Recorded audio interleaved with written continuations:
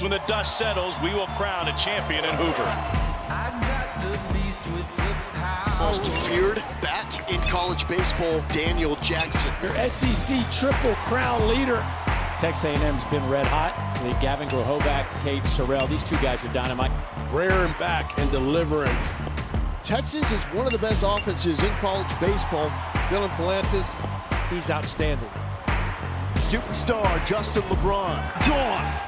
Breeze, go! I am the machine. I must be fair. Nothing like it. The best college baseball tournament in America. It's gone! He caught it! What a play! Heroics again!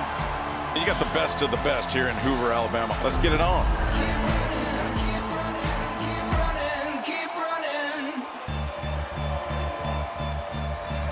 And welcome to the 2026 SEC Baseball Tournament on the SEC Network, presented by Regions Bank. A glorious day for some baseball. Tennessee got started last night, and boy, did it go well. 15 hits, 11 runs as they move past South Carolina. They've won 2 of the last 4 SEC tournament titles. Meanwhile, Arkansas hasn't won this event since 2021, but they come in red hot. Their first appearance here in Hoover in 2026 is about to be upon us. As you look at this bracket already, Mississippi State with a run rule victory. They move on to take on Georgia tomorrow.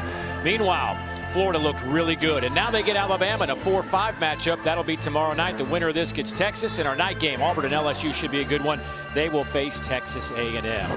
And a pleasant good evening, everybody. I'm Dave Neal. This is the mayor of college baseball, former Stanford pitcher and big leaguer Kyle Peterson. And well, KP, obviously, this is Hoover. It's the best conference tournament going. We have seen some great things over the years at this place, but one thing we haven't seen a whole lot of is offense, but I feel like we're getting it this year. We've already got it. I mean, it feels like the first thing we talk about when we get here is how big the ballpark is, how big the ballpark plays. There's been 6 games played so far in the SEC tournament, 21 home runs hit in those 6 games, more than the first 6 games ever, and already more than the entirety of the tournament last year. And it's the power, when you look at it for Tennessee, that has really allowed them to jump forward in the second half of the SEC season. This was a team that, well, there's a bunch of new faces offensively, and those new faces weren't exactly clicking early in the season. They have been late, and it's one of the main reasons why ultimately Tennessee is in a spot to where they're back in the postseason, and the power is the story once again. Yeah, KP, and it's just been, lately, it has just been a marvelous run for Tennessee offensively. You start thinking about the numbers in the last 20 games. How about 54 home runs, to put that all in perspective? This is looking like Tennessee the last 5 or 6 years. Meanwhile, for this Arkansas team, 17 wins this year in the league, and obviously it's been another good season trying to chase down 40 wins again under Dave Van Horn. What are they playing for this week? Well, they're playing to potentially play at home, and it's a big reason why a run for Arkansas here changes what their postseason potentially looks like. Here's 15 through 19 in the latest D1 baseball projections. Arkansas squarely in it. You come here and win a few games, you start moving up that totem pole. Obviously, Ole Miss has already lost. They won't play anymore. And you've got Oregon, Oregon State, and KU right there, but still a very legitimate chance for this Arkansas team to be playing home baseball. Well, Tennessee the visitor in this matchup, and you see the lineup that Josh Elander put together. Of course, power again, the power numbers rearing their head in Knoxville, the first SEC team in history to have 5 consecutive seasons with 100-plus home runs. And they've got a lineup here that just about anybody can leave the yard. Josh Elander still looks like he could leave the yard today, by the way, if he wanted to. The man on the mound, Tate McGuire, getting the baseball. This will be just his 6th start of the year, his 19th appearance. 1-0 record. What do we make of Tate facing this lineup? Well, it's only the 3rd time he started against SEC opponents this year, too. He hadn't gotten very deep. In fact, the longest appearance that he had was against TCU earlier in the season. 4-seam cutter, will throw a changeup. Velocity's going to be in the low 90s. I think if you're Arkansas, if you can get 2 times through the order, would be great. But if you can get 3 to 4 innings, that's a good start today from McGuire. So the Tennessee Volunteers will line it up first as Garrett Wright grabs the bat, the catcher for the Volunteers, hitting .345 on the year. And first pitch from McGuire in there for a strike. Tennessee got off to a really good start yesterday, picked up 2 runs in the first inning and never looked back. It's kind of been their formula of late, getting off to early leads. This ball's hit high in the air out to left. Ruiz and New. It'll be Ruiz at the warning track. This morning, the first game out of the gate, 9:30 local time. Wind was blowing pretty well out. It's not as brisk as it is, or as it was this morning. Doesn't it feel like, though, in years past when that ball's hit, you're like, yeah, they're going to catch it. And then after the first day and a half, that ball's hit. I'm not sure. Let's watch the routes out there. Two-hole hitter, Blake Grimmer.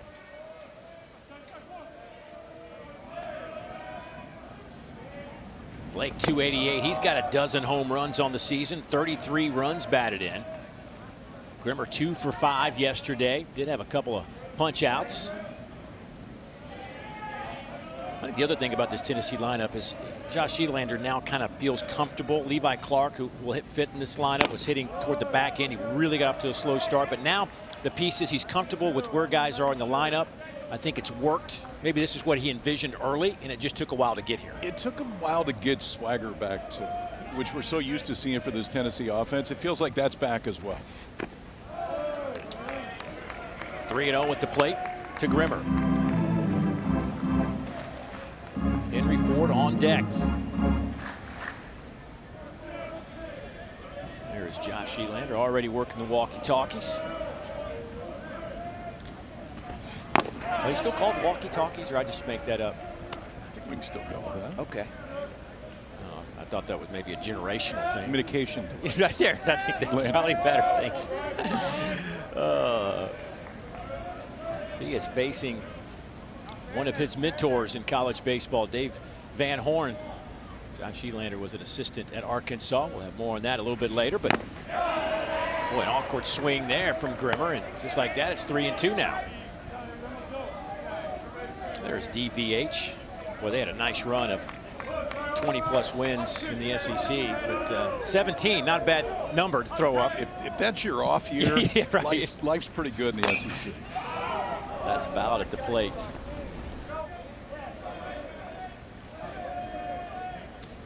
Walking in the stadium, Arkansas, there's some batting cages up in the right field concourse area, and I walk in, and sitting about 2 rows down in the stands was Dave Van Horn, just sitting there by himself. Some little kids coming over for autographs, and I was like, "Hey, Coach, how you doing?" He goes, "I think I might have made a mistake," because you can't sit there and people are not going to come. You're Dave Van Horn. There may be a few that'll come up and at least say hello. Yeah, you're not going to go into this building unrecognized. No. Fouls it off again. McGuire pretty comfortable with that breaking ball early. He threw it 3-1, got a swing and miss. That time threw it in another good spot. It probably wouldn't have been called strikes, but close enough that it looks like it out of the hand of Grimmer. 8th pitch of the at-bat.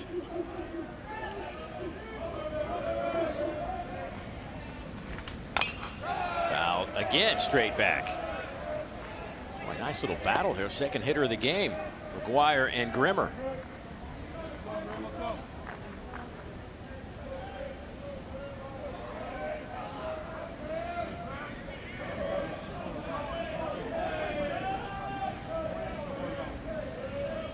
Tennessee 4th in the league in average. Another foul ball at 300.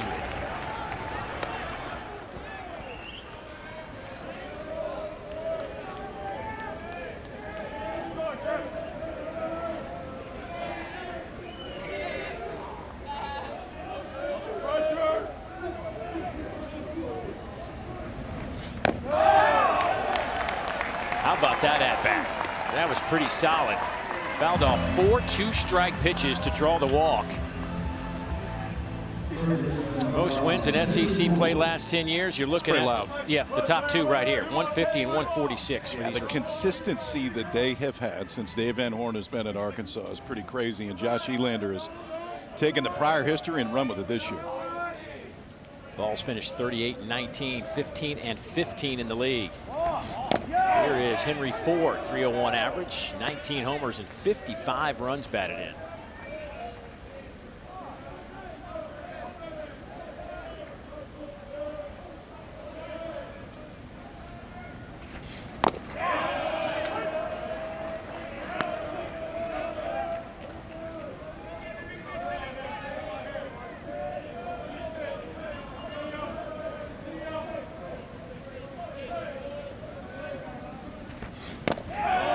That one misses.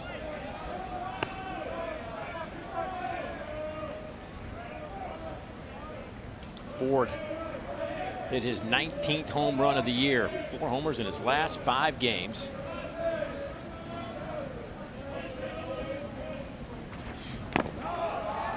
As you know, us hitters likes to say, he is a compressor of baseball. You say us hitters? Yes. Is that what you just Yes, said? I did.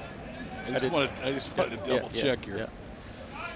Yeah, you hitters do say that. Well, it's a two-way guy when I was 9 years old. I could talk about pitching here in a little bit. Swing and a miss.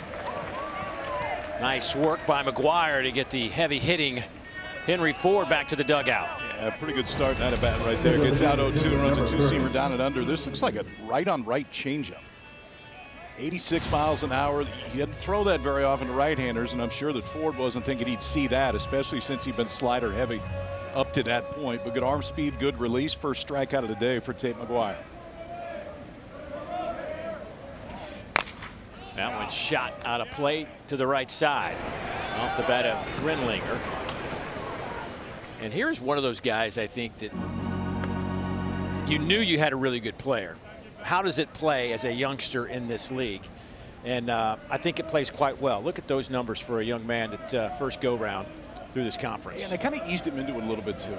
It wasn't middle of the lineup right out of the gate. He worked his way up the lineup, but has turned into one of their more consistent hitters.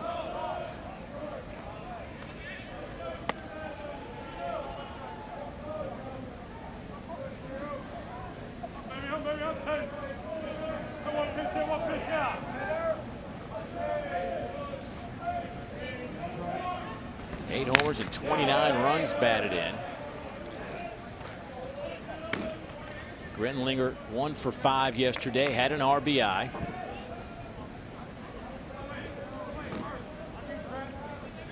This team struck out 10 times. Tennessee did last week, but yesterday without a walk. Ground ball to short. Kojal goes to second, and the Volunteers will leave one.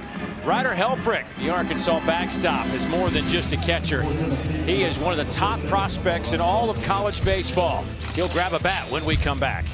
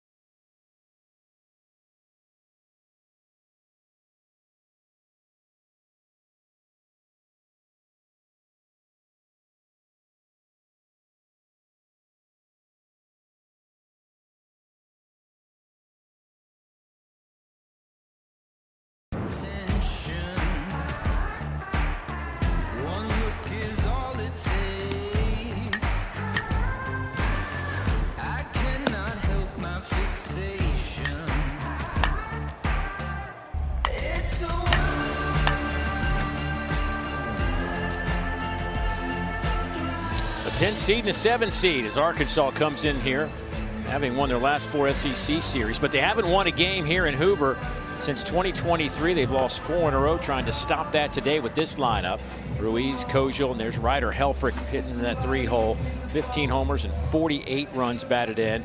Zach Stewart, TJ Pompey, Nolan Souza. Kahio Aloy is a guy that really struggled early, but he has kind of found, maybe they bumped him down the lineup a little bit. Certainly he's maybe found a little bit more comfortable spot in that lineup. Yeah, the powers come back. They're going to face a left-hander that's a veteran left-hander and battled some injuries last year at Virginia, came over in the portal, but Evan Blanco's a guy that kind of knows his way around the postseason. It's fastball, slider, changeup, more changeups to right-handers and left-handers. Cutter plays a little bit more like a slider. He calls it a cutter, I call it a slider. What he calls it is something that he's comfortable throwing, but I would say high trust factor if you're Tennessee and Blanco. He may not go out and punch out 12 today, but he's probably going to give you a fair amount of length, which Tennessee will need if they're really going to make a run through this thing. He'll face this Arkansas lineup, 276 this year, at the plate, 11th in the Southeastern Conference. Tennessee's pitching staff with a 4.64 ERA, which actually matches Arkansas for tied for 7th in the SEC. Ruiz, 319, 5 homers. First pitch he sees, misses inside.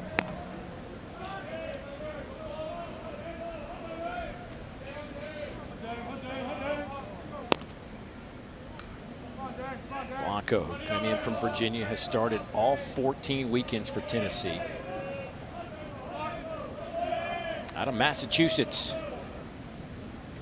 You talk about you pretty much feel comfortable with him. I mean, he's given you, of his 10 SEC starts, 6 have registered as quality starts. Yeah, and that's the thing you're going to get with Blanco. The setting is not going to be too big, given the history that he had at Virginia.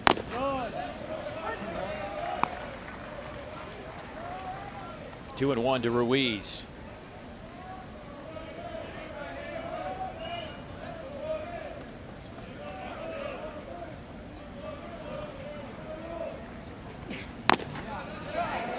There's a strike. David Savage calling the balls and strikes today behind the plate. Of course, we've got the ABS challenge system in place. Each team will get 3 of those throughout the game. If you win the challenge, you get to keep it. Hopefully we won't have many of those. Ground ball to third. Gobbled up there by Ford across the diamond. Levi Clark moves from catcher to first base today with the pick at first, 1 down. Watch defensively. Watch for him when he goes to get this in his head position when he goes on the backhand side. The head is right on it. Stays in a position where he's got plenty of time to make that strong throw across, but it's just a pretty efficient movement to it on the backside. For Ford, a guy that everybody kind of talks about offense first, but the defense has progressed this year over at third base. They'll have the big shift on for Kojal. Camden hitting .309 with 17 homers and 63 runs batted in. Felt like he was going to have a good year and hasn't disappointed. No, and he's done it at shortstop, which we didn't think he would coming in.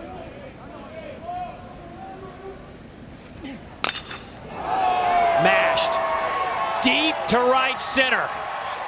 Just short of hitting his picture on the scoreboard.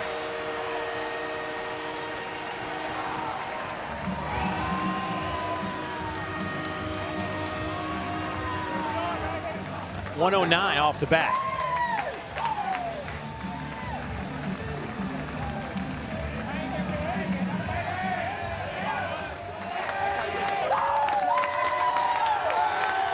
Wow. That's how you hit a left-on-left slider, Dave. I mean, I know that you know hitting. We've already established that today, but that's a pretty good pass at it right there from Kojal. There are no doubters, and then there was that. Kojal with his 18th home run of the year. Time called.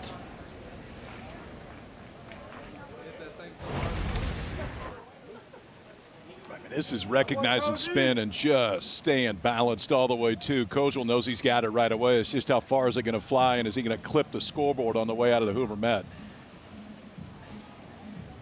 Spent his freshman year at Vanderbilt, the last 2 years at Arkansas. The hit tool's always been there. But coming into the season, everybody thought Kojal's probably going to play second base. They work better when he's playing short. So you got left-handed power out of the shortstop position, and it's been very adequate defensively there, but that's the piece that you know you've always got a chance to get with him. And again, I think it's always important to hit a home run with less than 2 outs, because you get the opportunity to get in the dugout, tell everybody about it, what you saw, the spin, get your TV shots. Here's Helfrich, another guy very dangerous. 292 on the year, 15 homers and 48 runs batted in.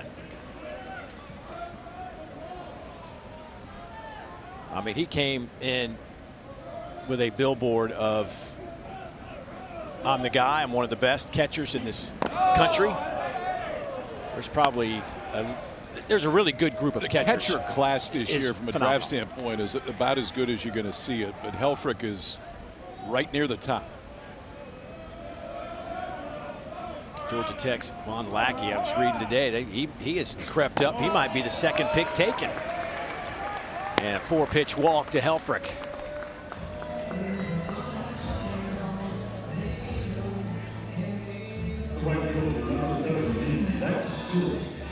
So Zach Stewart now comes to the plate. You know, Blanco gave up that home run. That has been probably the one area when you look at his stat sheet that kind of makes you open your eyes a little bit. That's his 15th home run he's allowed. Yeah, it's not extreme velocity. It's not a ton of swing and miss. When he gets to 2 strikes, he can finish guys off. But he has shown the tendency to a lot of longer.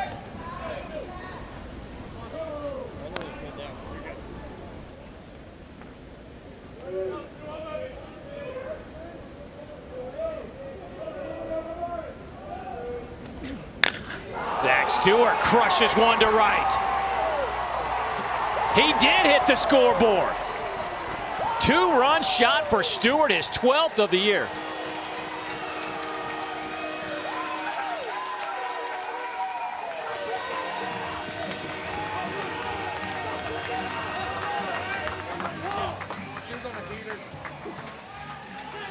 My goodness. 2 just laser shots to right center. I would say the left-handed hitters for Arkansas are dialed up for that left-on-left slider. Because that looked to be another one right there. How about 446 off the bat? And that one did carry all the way to the scoreboard. Zach Stewart was that guy that they were waiting for the power to come because it had been there. Been a big home run guy in the portal before he got there, but the home runs weren't necessarily coming early. As the SEC season has gone on, the power has started to come back. This shows you why he was one of the most feared power hitters coming over in the portal, and another reason that if he gets it going, it just makes Arkansas that much more dangerous.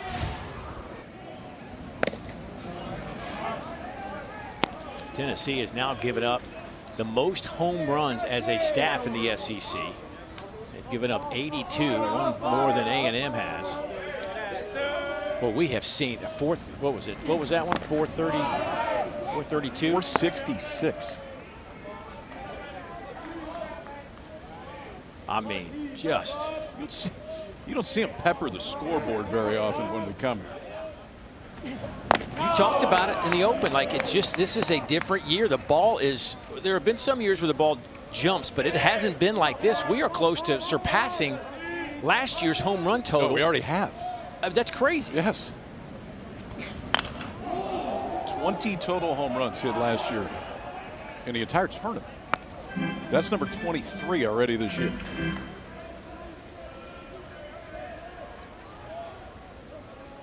Could it be the baseball?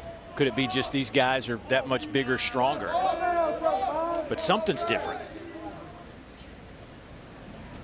2-2 on the way, a little slow roller. Blanco is going to have to field throw balance, and he throws it up against the tarp, and TJ Pompey will wind up at second base.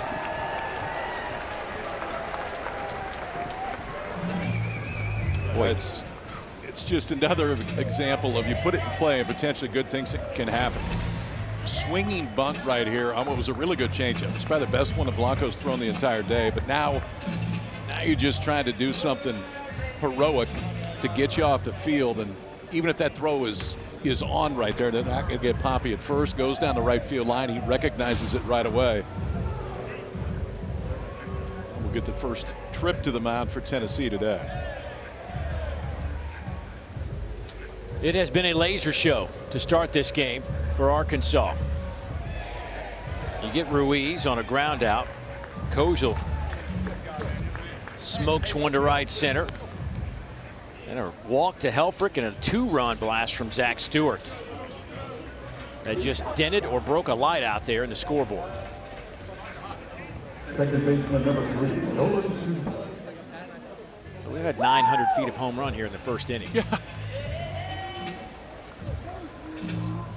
Nolan Souza, 277 hitter with 3 homers. The 6th Arkansas Razorback to come to the plate here in the first inning.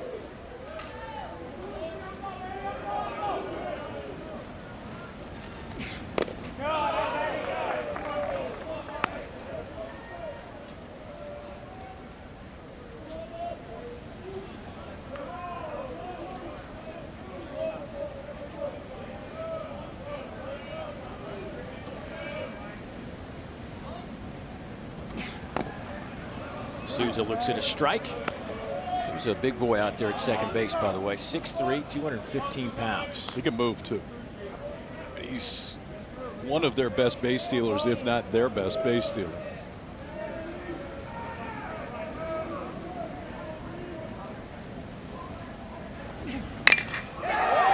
Another ball hit hard off the bat. That'll get a run home. Pompey turns the corner, jogs in. And believe it or not, that's the hardest hit ball of the inning. That one was 112 off the bat.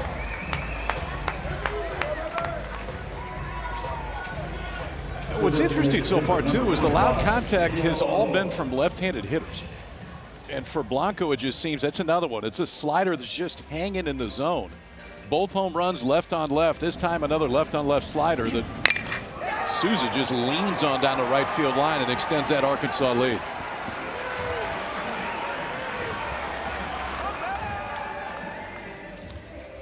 Oh, the Hogs are loving the start to this one. 4 runs on 4 hits. Kahio Aloy has his average up to 294, 9 homers and 41 runs batted in.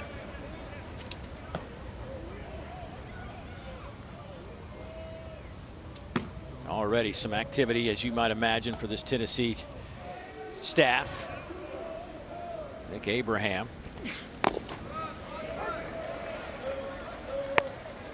But you'd have to think Blanco's got to face at least another couple of guys. You'd like him to. Yeah, it becomes that balance pretty quickly of, hey, we really wanted to get length, but our eyes are telling us we got to do something pretty quick here. Another one out to right. Eisfelder to the wall and makes the catch. That didn't miss by much. That'll get Souza to third on the tag.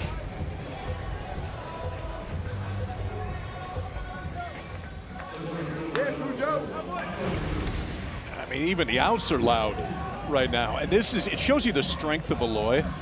This ball got in on him a little bit. I mean, he just muscles this thing to right. I don't think Eisfelder kept it in the ballpark, but it was a foot or two away from carrying out. Would have been the 3rd home run of the inning for Arkansas. Instead, just a long, loud out to right. Mike Anu, big swing and a miss. He is the 8th man to hit this inning.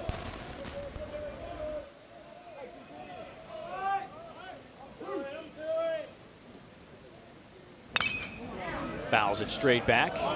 Arkansas 8th in the conference in home runs this year. With actually, they're now tied with LSU for 7th.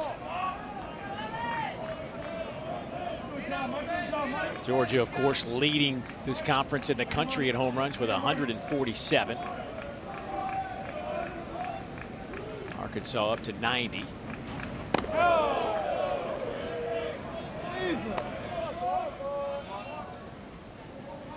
Six of the 16 teams have 100+ home runs this year in the SEC.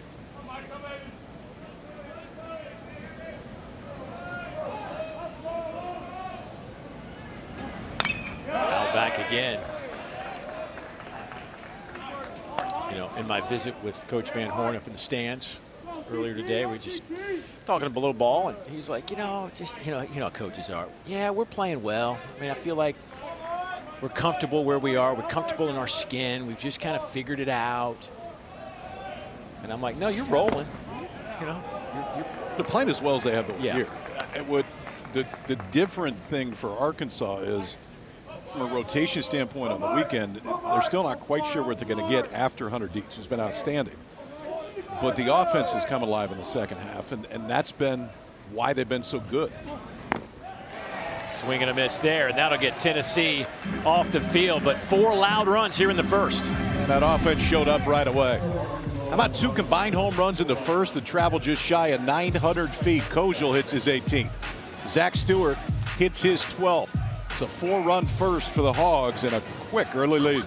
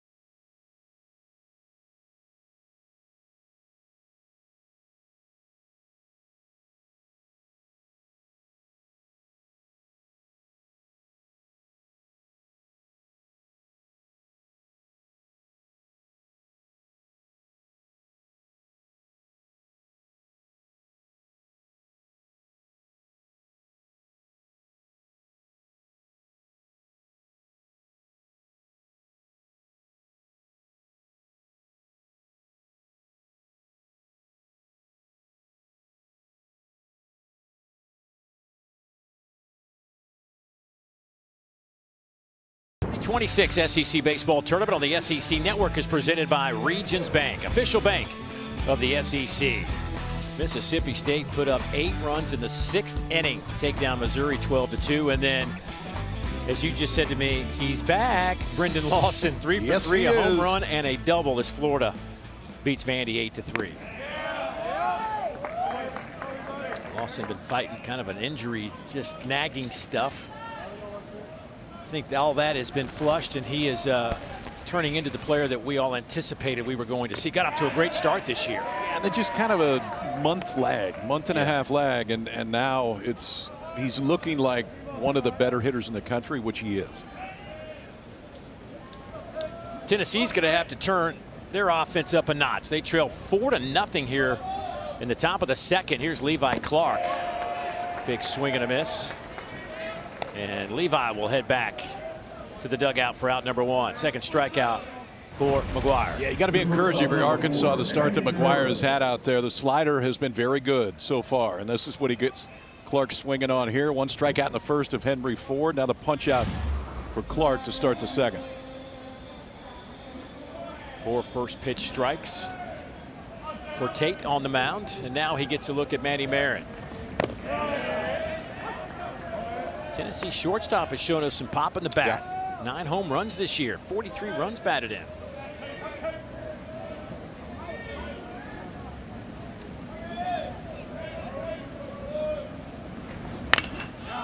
That one is off the fist and will be a souvenir. He's had a really good year. He's only made 4 errors at shortstop. So 4 errors at shortstop. The power numbers have come in, and here come the Tigers. There's something about that night game, and LSU tends to get interesting here historically in Hoover. We'll have it after this one. Yeah, that's going to be a fantastic matchup. And you got an Auburn fan base that doesn't have to travel all that far to get here. It should be a great way to end day 2.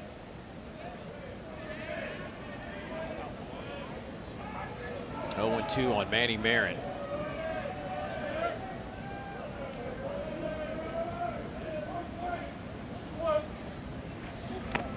Swing and a miss. Back-to-back strikeouts now. And he struck out 3 of the last 4. Yeah, he just didn't look comfortable in that bat either. And I don't. It's way early, but the right-handed hitters, especially for Tennessee, are not seeing that slider, because that was about a 58-footer, and Marin had the hands going just about before it came out of Tate McGuire's hand. 7-hole hitter Blaine Brown.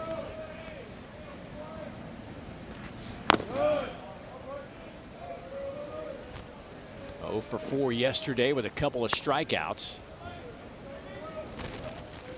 The only starter in the lineup for Tennessee that didn't have a hit last night.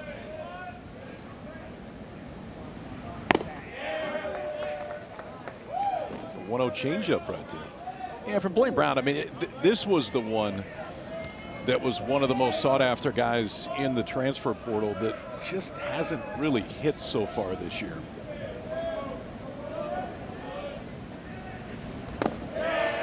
Chases one down in the zone. He led Rice in batting average, hits, doubles, home runs, multi-hit games last year.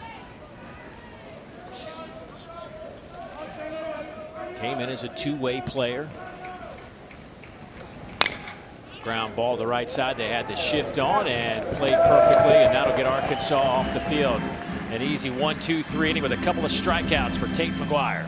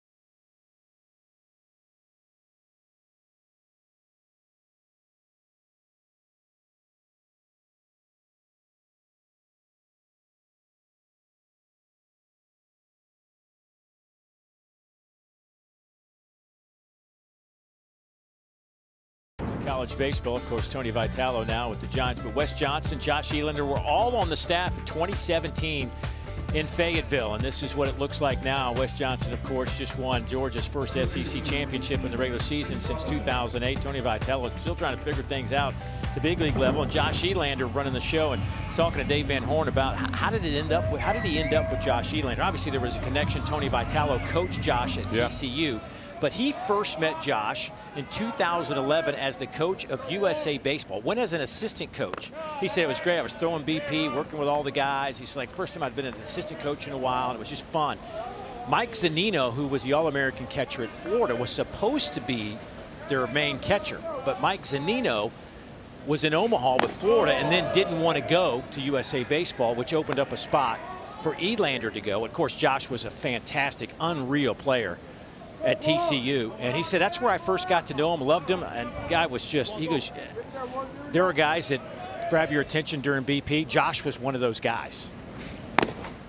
Well, I think he grabbed your attention for a few reasons. One, the player that he was, but two, you look at certain guys and say, right, that guy's going to coach someday. I don't know when, but that guy's going to coach someday. That's a pretty impressive coaching tree for DVH right there. He told him back in 2017, they were just kind of talking about life in general, and he told Josh, he says, you're going to be a head coach at a major big-time program here, not in the too distant future. It maybe took a little while longer than Josh might have wanted, but it all worked out for him as he gets to run the show at Tennessee now.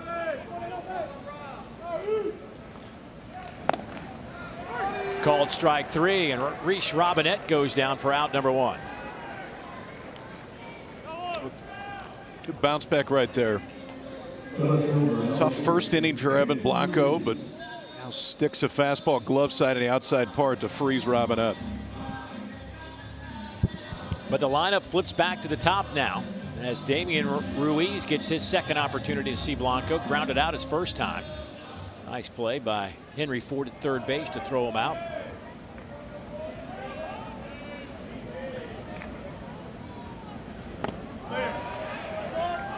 And Blanco ahead, 0-1.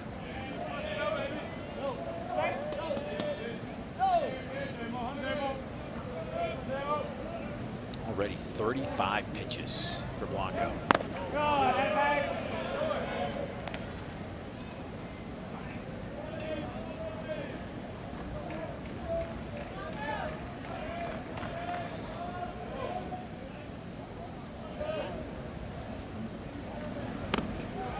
1-2. Yeah, that's that changeup. You can see him grip it early too, and it's the Vulcan change. You don't see too many guys throw, but almost look like a split between the middle finger and the ring finger. So it allows you to have full arm action. You can use the arm speed that you do normally with a fastball. It's the grip that takes all the speed off. So the Vulcan grip, I like that term. And like is that the grip right there we're looking at? Is that kind of the and he'll grip it that way every time. Yeah. So because he doesn't want to dig in his glove to try to have to get to it. Leaves that one out over the plate. That's a base hit.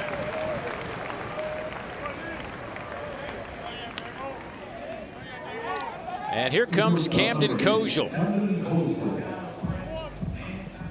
This is what happened. First of two no-doubters in the inning for Arkansas. Left-on-left slider that Kojal drives out of the ballpark for the 18th time that he's done it this year. Had a solo shot. Stewart would follow two hitters later with a two-run shot of his own.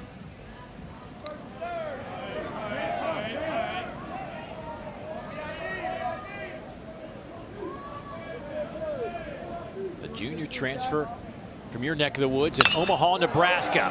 Hits another one high in the air. I think it'll stay in the park, though. Catch made out there by Abernathy.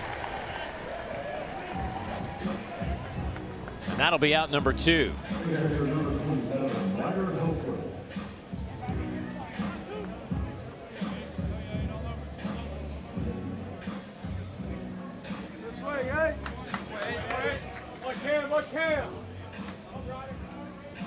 Here is Ryder Helfrich.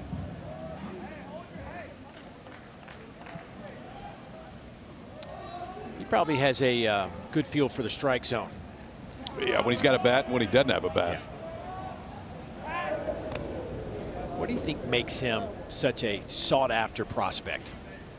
Well, we'll get into more as the game goes on. Just watch him defend, and it's not just the ability to throw, and he can do that, but he's really quiet behind home plate with the glove. And there's not a ton of movement. The catchers that I like the most are the guys that kind of get set and stay there, and Helfrich is that. He knows when to try to steal a pitch. He knows when not to. The ones to let go by, and it's just rock solid, consistent in pretty much every phase of the game. There's a strike, 1-2.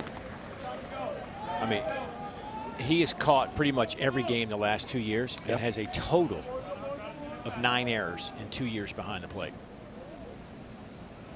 And think how often the baseball is around him. Plenty. Yeah, it's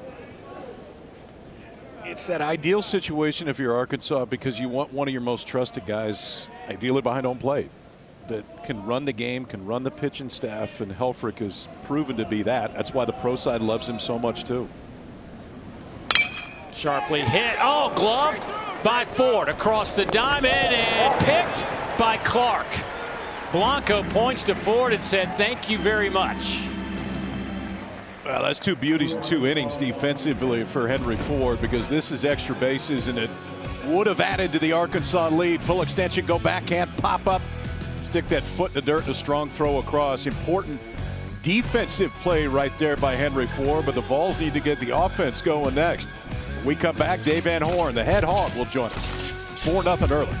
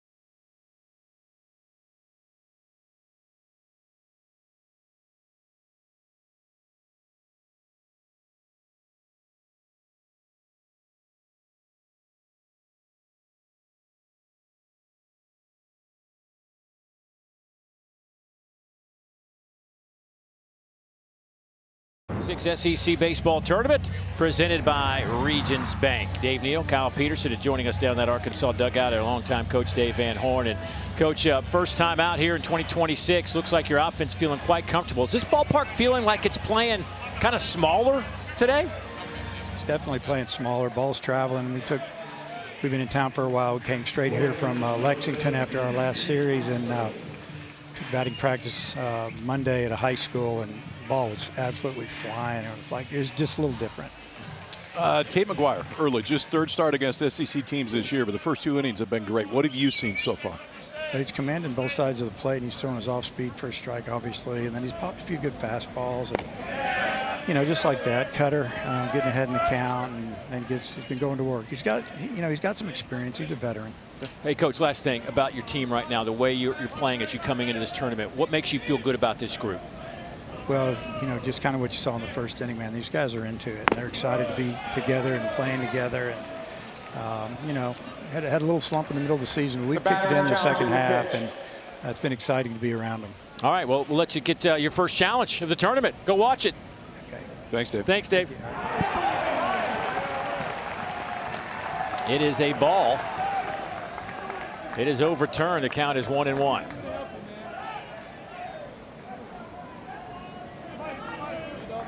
That is the 46th challenge so far through six and a little bit of 7 games.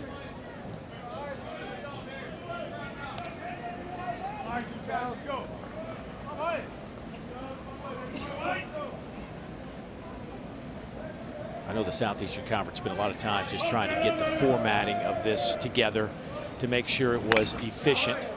And so far, for the day and a half of baseball here, it has worked. It is not a long process. No, and listen, it's going to take a couple days, right? I mean, just to get it as efficient as possible. That was quick, which you want to see. Challenge, look at it, decision, go. To the right side. That'll be out number one as Souza makes the play. We were talking to Dave Van Horn just a moment ago about his team and really likes where they are. Just feels like they have all settled into their position. We talked a little bit about it right now, projected as a 2 seed, but if a few things happen outside of just this league and Arkansas wins a couple of ball games, maybe they have a chance, to host a ball next week. Yeah, it's definitely not out of reach. And not only is it not out of reach, if you win 2 here, I think that the argument gets pretty loud for Arkansas to be one of those last couple. But you are watching what's going on across the country. Oregon, team that we don't often talk about, is potentially hosting, although last couple of years they definitely have. Kansas is one that we don't. Sky high in the infield. Pompey, the third baseman, comes in to make the catch. That'll be 2 down. When you look at those on this list, one of them is Ole Miss, who lost their opener here. KU won the Big 12, and I think that definitely matters. They have not played yet in the Big 12 tournament. Oregon did not win the Big 10. UCLA ran away with it. Oregon State doesn't play this weekend. It'll be interesting to see how that's looked at, whether it is a positive or a negative with everything else going on. But KU, a program that has never hosted.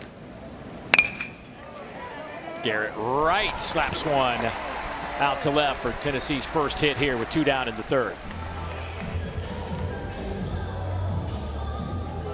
Yeah, you know, about midway through the season, you started to see Kansas pop up and playing well, and you just kept waiting just because of their history, waiting for it to kind of go backwards. And they had one bad weekend. I mean, West Virginia went into Lawrence and swept them, but aside from that, KU kind of ran away with the Big 12.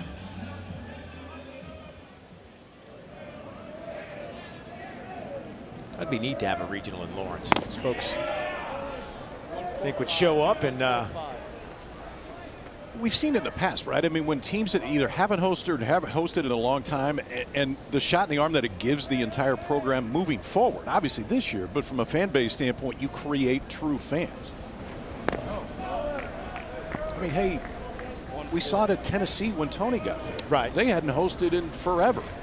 And not only has it led to a national championship, it led to a $100 million stadium and a totally different outlook on Tennessee's baseball program. Grimmer, the 2-0, sky high out to center. Micah New makes the catch. So Arkansas leads it 4-0. They'll try to build on that. And the guy that hit a mammoth home run in the first will grab a bat when we come back.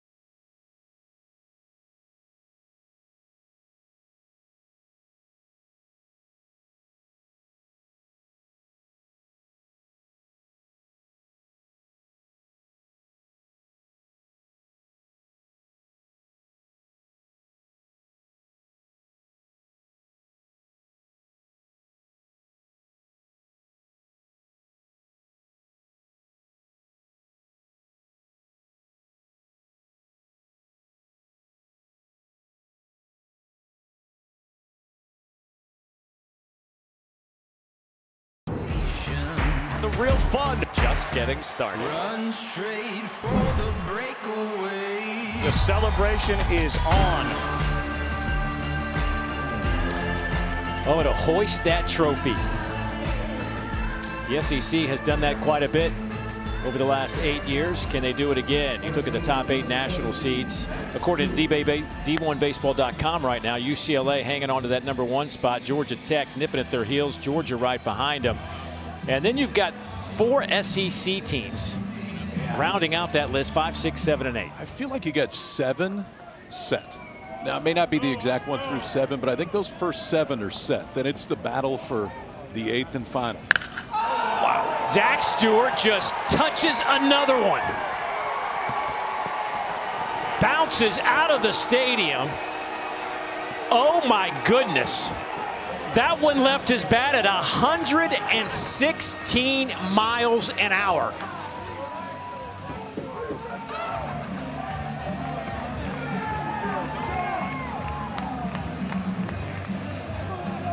That might be the hardest ball I've seen hit this year. It's got to be up there. I mean, he's hit 870 feet of home runs so far today, and we're in the 3rd inning. Yeah, I think you probably know that one's gone. My goodness. 421 off the bat right there at 116 miles an hour for Stewart, who has just demolished 2 balls.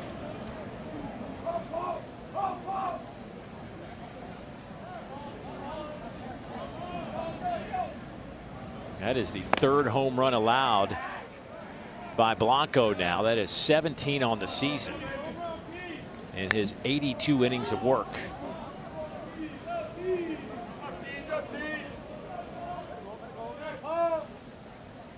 Camden Kojal hit one back in the 1st as well. Those 2 have combined for the 3 home runs for Arkansas, and it's 5-0 Hogs now.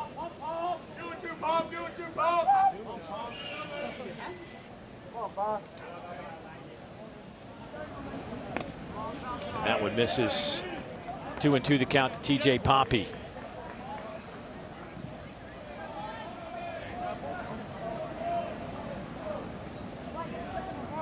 Boy, Stewart, the senior transfer from Missouri. Ground ball, and this is foul. 3 years at Missouri State. Again, it's one of those, like we were talking, I've talked to numerous coaches about it. Like some of those schools, guys have really good years.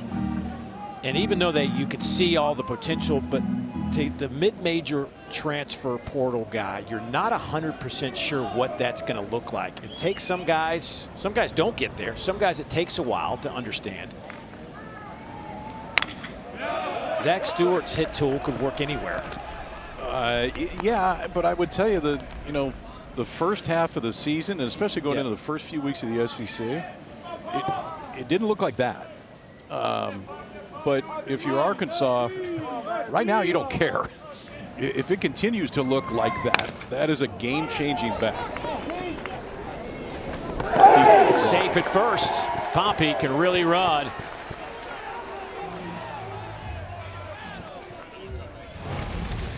I mean, the power today has been incredible for Arkansas, but the fact that it's been 3 home runs left on left, I think is equally, if not more, impressive, just because of what the approach has been.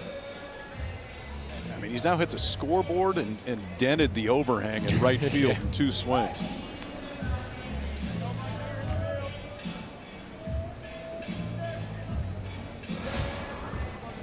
In 3 years at Missouri State, he ended that run of his college baseball career with 44 home runs, which finished up 7th all-time at Missouri State. Now he's put together 13 more here at Arkansas. High fly ball out to Blaine Brown, and he'll make the catch. That'll be out number 1.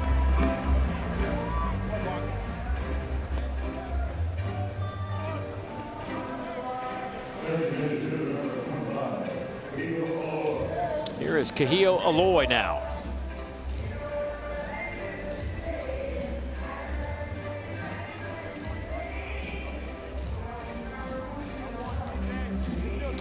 Kahio flied out to right his first time up.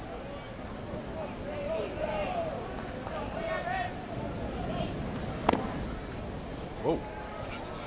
Hand left the bat, a 1-arm swing. You don't see this one very often. If you do, a lot of times you go back and get a little stick-em on there. Look at that. Well, that left hand came out early. Came off super early, yes. I mean, it's not intentional, obviously, but that's what you always get concerned about a little bit. Yeah, I think, Dave, the way that hand left the bat so early. So if you see a hand injury swinging a bat, it is almost universally when they don't make contact. Those are the ones that are concerning, and especially given the time of the year that we're at, it makes sense to get him out of there right away.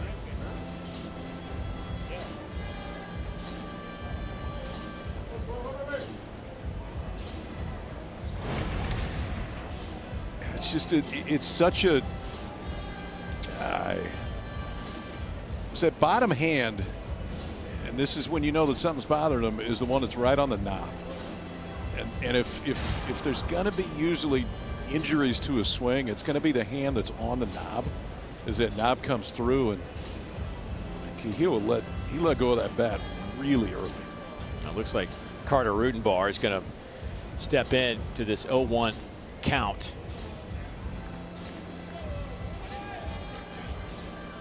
Rudenbar has had a fantastic season. I mean, he's played a bunch of baseball, 33 starts, 45 games. He's hitting .305. It's the third best number on the club. A couple of homers. And just like that, he's in this game.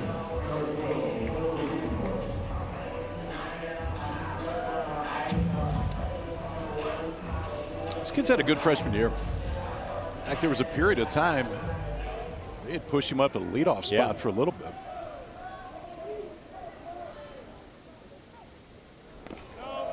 Misses inside. Rudenbar, 1-1 the count to Carter, who came to Arkansas as a catcher, but obviously with Ryder Helfrich back there, had to find some other spots. But Dave Van Horn said he's such a good athlete. They've played him in numerous spots this year. 1-2. Came out as a #2 catcher in Texas last year, top 50 overall prospect nationally. Come on, Rudy. One down in the inning.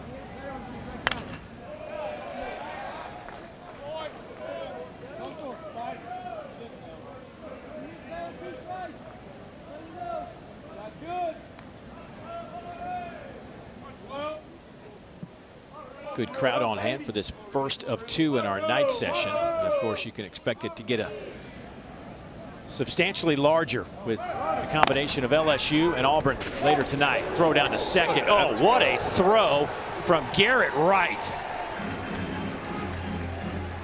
I mean, talk about putting it on the money. Yeah, you can't do it any better than this. Manny Marin just put the glove down and waited for it to hit the glove. I don't even know if he had to move to tag him. But Arkansas does add a run to make it 5-0. Garrett Wright gets him off the field with a great throw down to second. Tennessee needs to get the bats going. Let's go. Come on.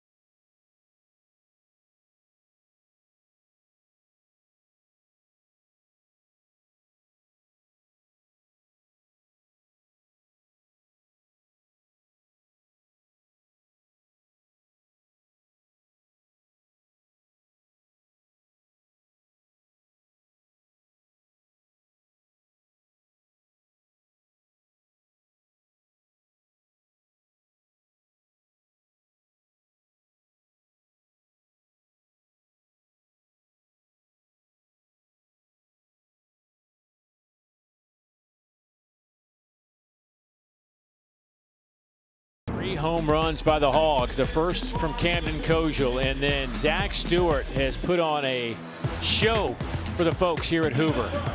1,300 total feet of home runs. Stewart, 2 pitches, 2 home runs for Arkansas. Both first pitch? Oh, new arm on the mound for Arkansas, Parker Coyle. It feels like it may be one of those days for Arkansas where, especially now that this is not a double elimination tournament, you want to make sure that you get 3 or 4 guys in there. I would assume they advance to tomorrow. We see Hunter Dietz, but right here, Parker Coyle's been a big part of this Arkansas bullpen the whole year. The control is phenomenal. 48 strikeouts, 8 walks in 41 innings this year for the left-hander. He'll work here, top of the 4th to Tennessee. By the way, we do have some weather in the area, so any of our exposed cameras, we've had to lock them down for safety reasons.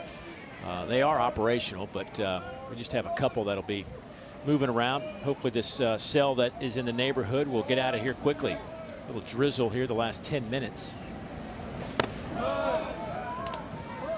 Oh, it wouldn't be Hoover without a rain. No. No, we're not there. Not that. But some weather. It'd been nice if this would have happened Friday with the day I'm not here. I always appreciate you thinking of everyone else first. I'm sure you'd be letting us know, too, if it was happening. Well, I'll check in with you. I'll text you, see how it's going on Friday. Especially if we're in a delay. Yeah. Henry Ford 0 for 1 is averaged right at 300 with 19 homers this season. Man, he smokes that one, but foul. Go get it, Lima! Lima!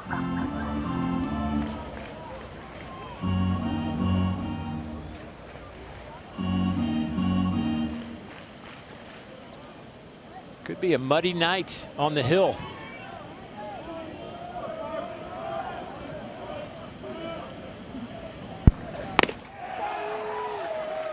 Swing and a miss.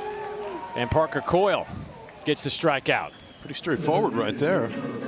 Osby was hooked foul right there. Just grabbed a 4-seamer, rip it to home plate. Oh, it may have been a sinker. Had a little bit of run to it.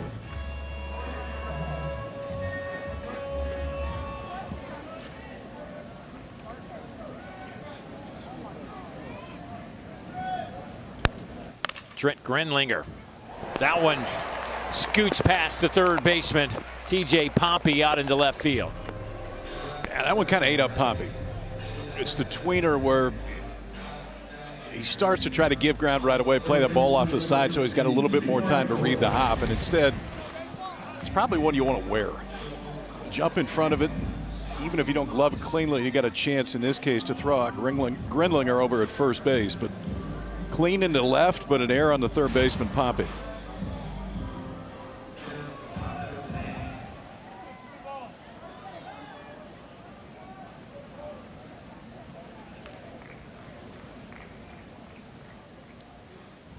Looks like we have some equipment issues going on. Reese Robinette over at first base changing out gloves. Was that your game last night where there was a hole in the first baseman? Yes. Glove? I don't remember who it was, but I remember the shot was a great shot of it. Yeah, that's something you want to check. You want to make sure. Fairly important part of the uni over there. I think it might have been Dayton Taki, Oklahoma, if I'm not mistaken. I could be mistaken. That would be very easy for me. At first. Yeah. In Thank you. This half inning. Levi Clark struck out his first time up.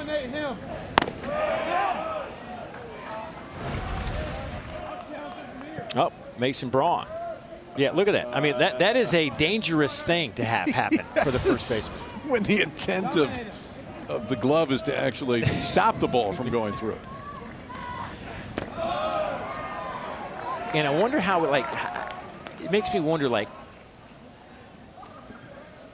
when did that happen? Like, did he see it happen? Like, so you know what happened, or did you just glance down? Like, if somebody would have hit a ground ball and you have to make a catch and you not feeling the wind hit his fingers at that point.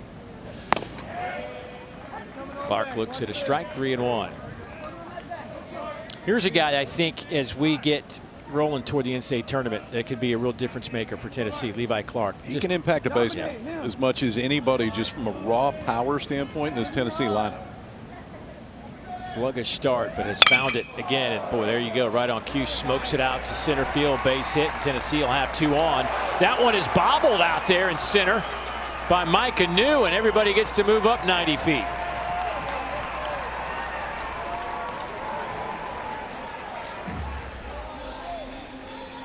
You know, you had this in the night game last night to where it was almost like it was due late. In this case, it was just enough rain that's fallen that's going to make everything a little bit slicker. And I think when he went to go grab that baseball's just slick enough that he can't get a handle on it. I mean, it came right out of his hand. The transfer's fine. Watch this. It's just, whoa, where'd it go? Where'd it go? Yeah. Didn't go where I thought it was going to go.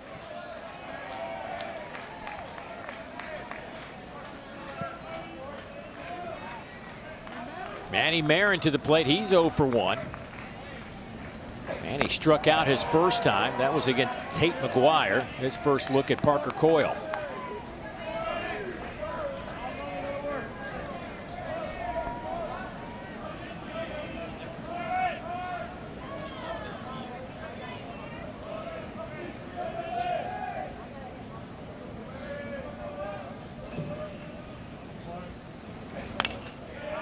Oh, 0-2.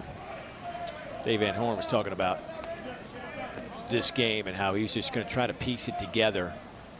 Then he could get his arms set because they'll have a day off tomorrow if they are able to win this game. And then you're set up for probably the way that you wanted to roll out in the postseason.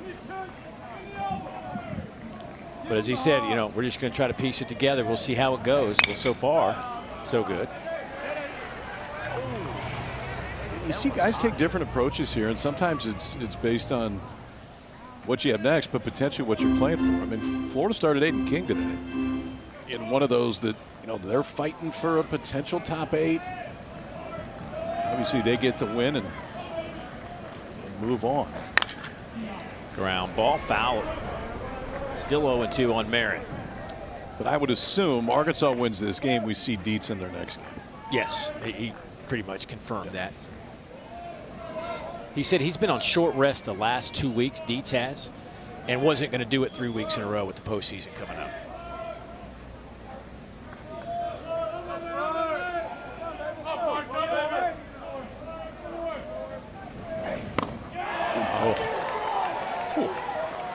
Manny Marin didn't have a chance. That is a rude slider right there. Look at this thing. I mean, that moved all the way across the plate. By the time, watch where Helfrich catches this ball. It's all the way outside of his outside foot. That's got to be 10 to 12 inches off the plate by the time it gets to home plate. Not out of hand. It looked like it was going to catch plenty of the plate.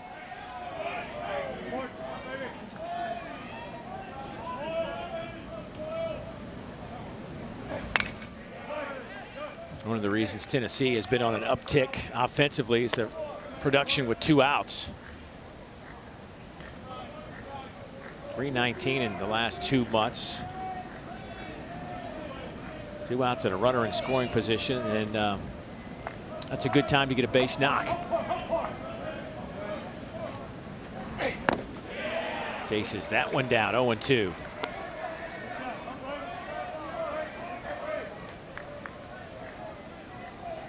Feels like Blaine Brown's going to have to hit a slider right here.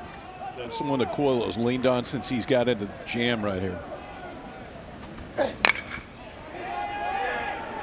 Shallow right center. Can anybody catch it? No, it's going to drop. And with 2 outs, the runners were on the move, so Grenlinger and Clark score. And that's going to go as a 2 RBI double. Yep. First hit of the tournament for Blaine Brown. Yeah, watch where we're starting out in center field, too. And this is, it's a long way for Micah New to have to go. But then the initial break was back. If that break is in, he's got a chance to get there. And Kozel's going to peel off right at the last minute. He may have had a chance to make that play. But one of those where you're playing deep anyway because of the way this ballpark is played. And Brown's got the ability to run one out of here. But just hit it in a spot that it would have taken don't know about a perfect route, but a very good route to get there. Instead, it falls and gets the balls on the board.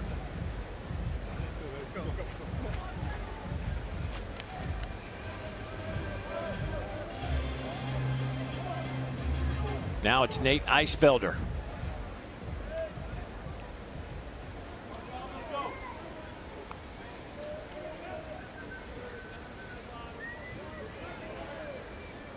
Eisfelder 0 for 1 on the year, 238. Guy that back in the fall was showing some signs of life. They felt like he had some moments where he could contribute and hasn't played a ton. But of course gets the start because Reese Chapman got hit in the face with a baseball in Monday's practice. Pretty bad injury, has a fractured bone in his face. He's in Knoxville right now, doing okay. They're just trying to go through a game plan on next step. This one's lifted in the air out to left. It continues to float and drift. Ruiz is there to make the catch, and the inning is over. But Reese Chapman, we don't know. He's day to day. We'll figure out what that is. He's moving forward. Hope probably get him back by the regional. Here it's 5-2. Arkansas out in front.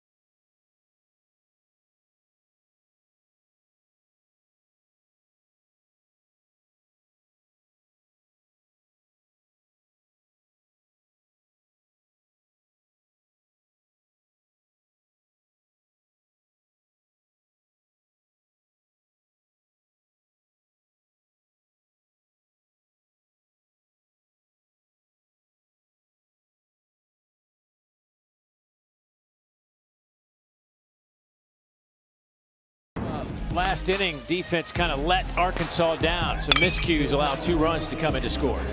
Yeah, and this is the one that I think environment led to it a little bit. This isn't going to show as an error, but when you see that ball go up and it's that high and stays in the air that long, there's just an assumption that somebody's going to get there. Instead, nobody could. They catch that, they're out of the inning with a 0. Instead, the ball off the bat of Blaine Brown falls. That allows Tennessee to score 2 runs, and now they will go to the bullpen to left-hander Chandler Day on there for the 14th time this year. Most have come out of the bullpen, generally short stints. It was the 14th appearance, but just 11 1/3 innings for the freshman left-hander. Out of Germantown, Tennessee.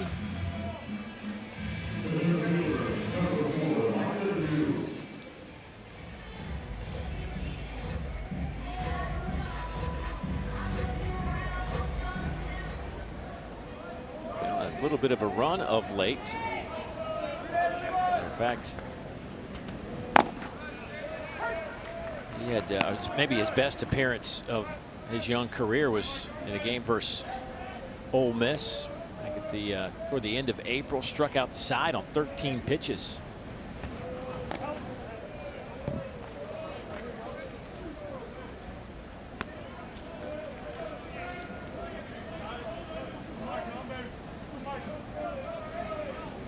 He will face Micah New, followed by Reese Robinette, and then Damian Ruiz.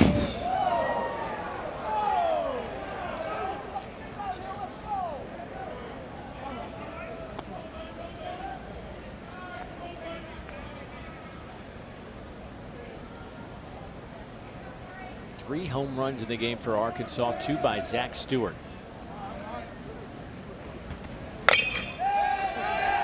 Little blooper. Shallow left, and this one is caught. Wow. Blaine Brown laying out, making a grab for out number 1.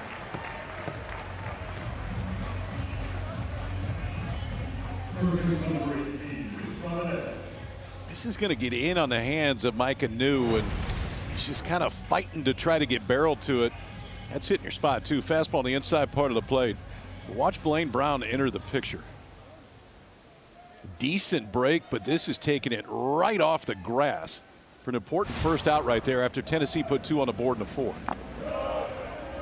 Here's Reese Robinette hitting in the 9-hole. He is at 248 after striking out his first time up. Young man in his 4th year in the Arkansas program. Redshirt junior.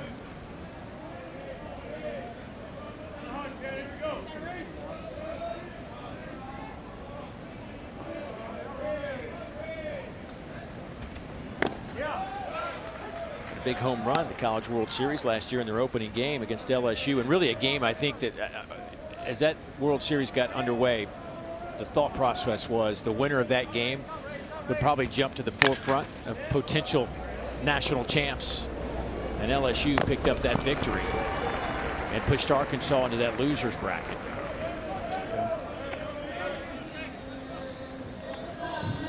The Hawks were really good last year. The Hawks were really good, and that super last year between these two teams was just 2 games. Arkansas won them both, but as high intensity, honestly, as high as intensity as we thought it was going to be when we went down there.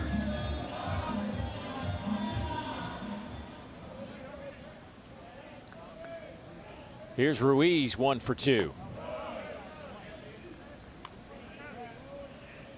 Man, time flies, doesn't it? I mean, talking about last year's supers, and I mean, we're just 2 weeks away from that again. 1-0. Catches a little piece of the plate. 1-1.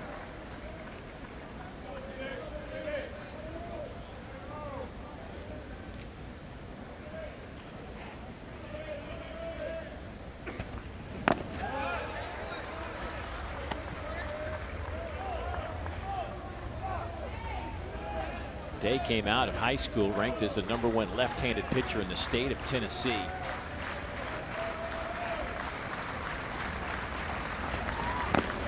And gets the strikeout here. Nice clean inning for the freshman left-hander. Keeps it at 5-2.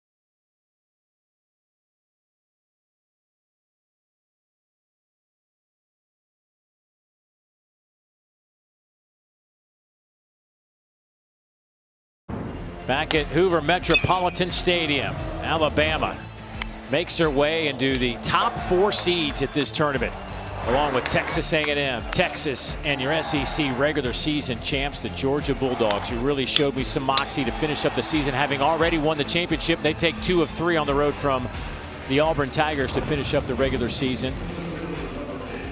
But the story so far to me in this tournament is the amount of home runs we have seen. It is the most in tournament history. This is the 28th year, 29th overall, 28th straight year we've been in this. They played a few of them. Yeah. Here, and there's been some pretty decent hitters that have run through in those tournaments too. Jay Abernathy trying to lay the bat down. You know, one of the things that I think have been a little bit overlooked in terms of this tournament and how the seeding played out. If you had Alabama somewhere sneaking in as a top 4 seed, good for you. I mean, preseason. Yes. Yeah. The job that Rob Vaughn has done. That one's lifted out to left. That'll be out number 1 as Abernathy is retired. But the job that he did over at Alabama this Pretty year awesome. is quite spectacular. They got a chance to be a top 8 national seed. Yeah. I think Alabama was picked preseason 9th or 10th in the SEC. But ultimately play themselves into that spot. They're playing at home for sure. We know that. I mean, they're absolutely going to host. It's just whether or not they can pull a top 8. I don't know who Alabama's throwing tomorrow. I haven't got any word on that just yet. But you know, Florida would love it if Tyler Fay was back just to make a point, because Tyler Fay mowed him down. He was pretty good against them the first time. Yeah. Nobody got a hit. To be fair, he's qualified. He's been pretty good against a lot of them this year. Yeah, that was not a good weekend for Florida over in Tuscaloosa earlier in the regular season. Alabama put it on them pretty good all weekend, and they'll get a rematch as Florida looked really good today. Throwing Aiden King out there. Now that Ian Peterson is kind of the guy we thought he'd be, that is a pretty dynamic little 1-2 punch. That should play just fine in the postseason with a bullpen that can cause you a lot of problems. Garrett Wright 1 for 2 today. Boy, did he have a nice throw to end the inning, as he got TJ Pompey, who was 15 of 16 in the stolen base department, just gunned him down at second base. Not too often you see the catcher as your team's leadoff hitter, but that's the case with Garrett Wright.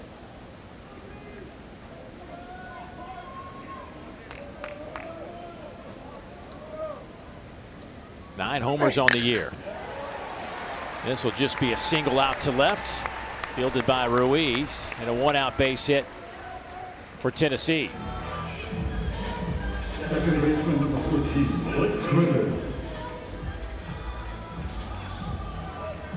Well, he had that early power surge from Arkansas, and it felt like offensively they may run away and hide a little bit. It's a 3-run game. I mean, one swing right here, and that changes everything. And you got some guys coming up that can do just that. Grimmer with 12, Ford with 19, Grinlinger with 8, Clark with 13.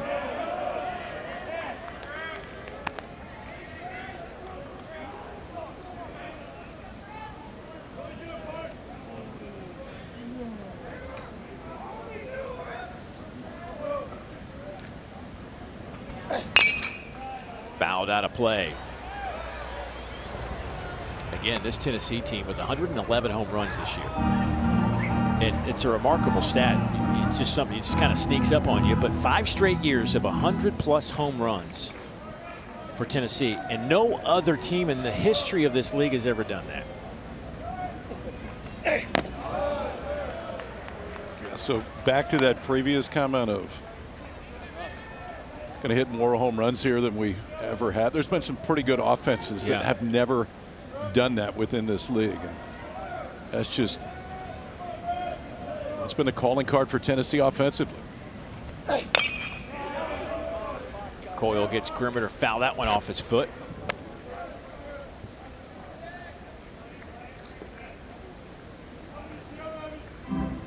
Did you ever, I mean, like when you get a pitch, a hitter to, when you get throwing those back foot slider type things or breaking ball down, you get a guy fastball in. That was just a certainty with you.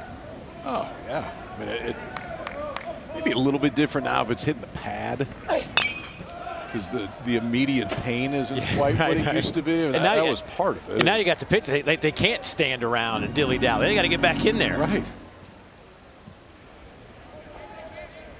Did you smirk a little bit, though, when you got a guy to foul one off like that on his foot?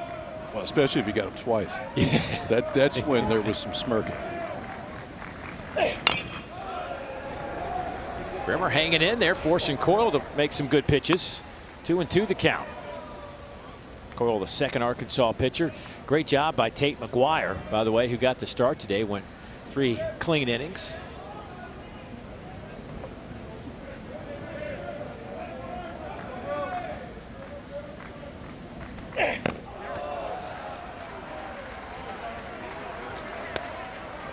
Got to be interesting how they use McGuire in the postseason.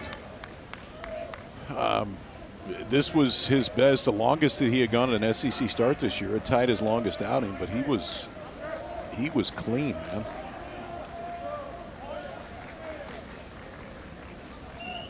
man.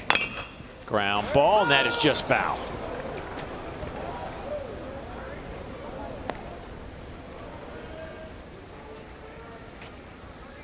Garrett Wright was not moving on that pitch right there. 3-2 with just 1 out. We'll see if they switch it up here.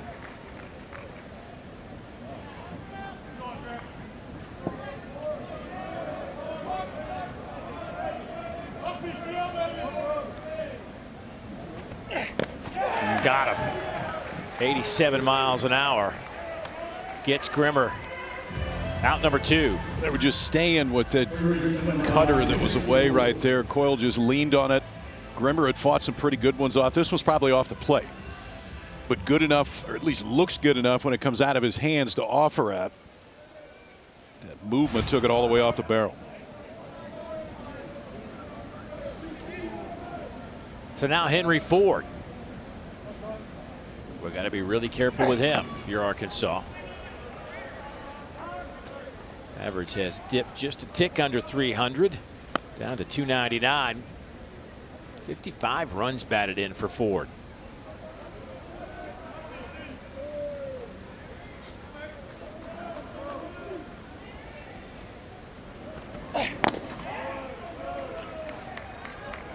Two 2-0 now on Ford.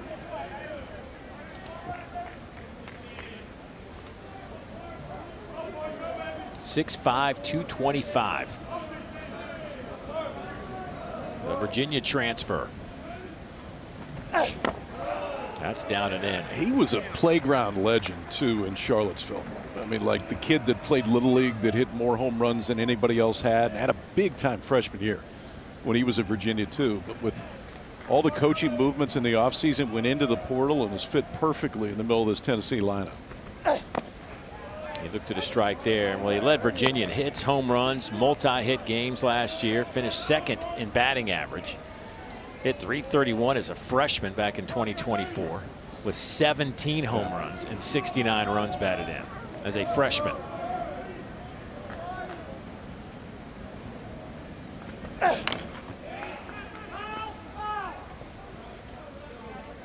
Foul ball at the plate. We'll do it again. Preseason All-American.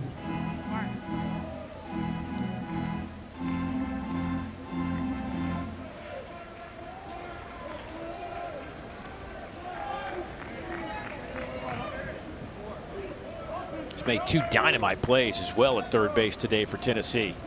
Here's the payoff. That's going to get in foul territory and drop in. Well, depending on how this thing ends, especially the last one, because the last one saved a run. You could look back on those as being 2 of the more important defensive plays of the entire game.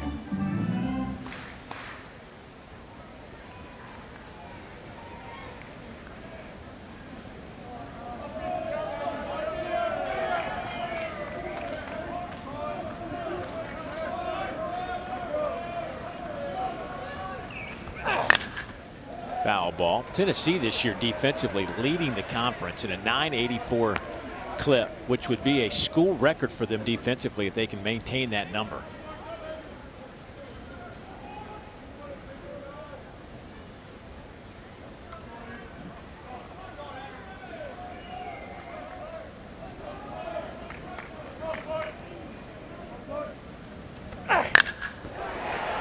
Boy, just saw too many pitches.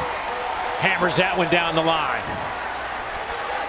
Here comes Wright. He turns the corner. The throw home, not in time. It's 5-3. And RBI number 56 for Ford. Well, and you said it for Ford. Saw too many pitches and too many that were similar. This is another cutter that's on the inside part of the plate. I think the only question was, is Ford going to have the ability to keep it fair? This time waited just long enough. Still hooks it down that left field line, but 110 off the bat for Henry Ford. 2-out RBI that has the Vols back within 2 runs.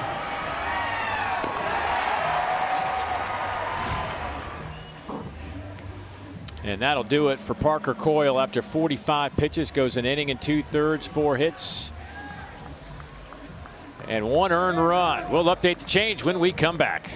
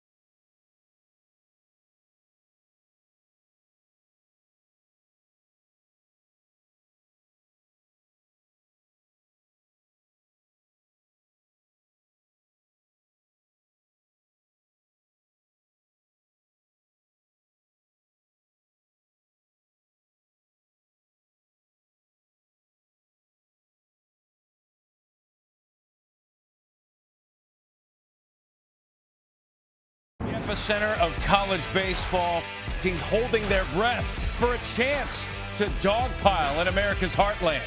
It's the NCAA Baseball Selection Show with watch parties all over the country. Let the road to Omaha begin. That'll be Monday, noon Eastern time on ESPN2. Figure out where your favorite team will be heading. You see the dates. Regionals start May 29th. Supers start June 5th. And then everybody convenes in Omaha at KP's house on June 12th. Come on over. Well, we get James Creamer, the sophomore out of Phoenix, Arizona. The redshirt sophomore began his career at Oregon State. And Creamer making his 11th appearance of the year. Mid-90s fastball, slider right behind it for DeCreamer. And he does have 3 starts on the year, too. But on for the 11th time, has thrown just 16 innings.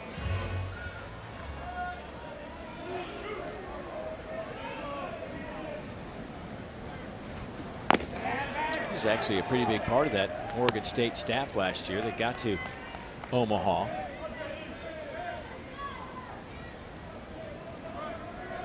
Got a start in the Corvallis Regional.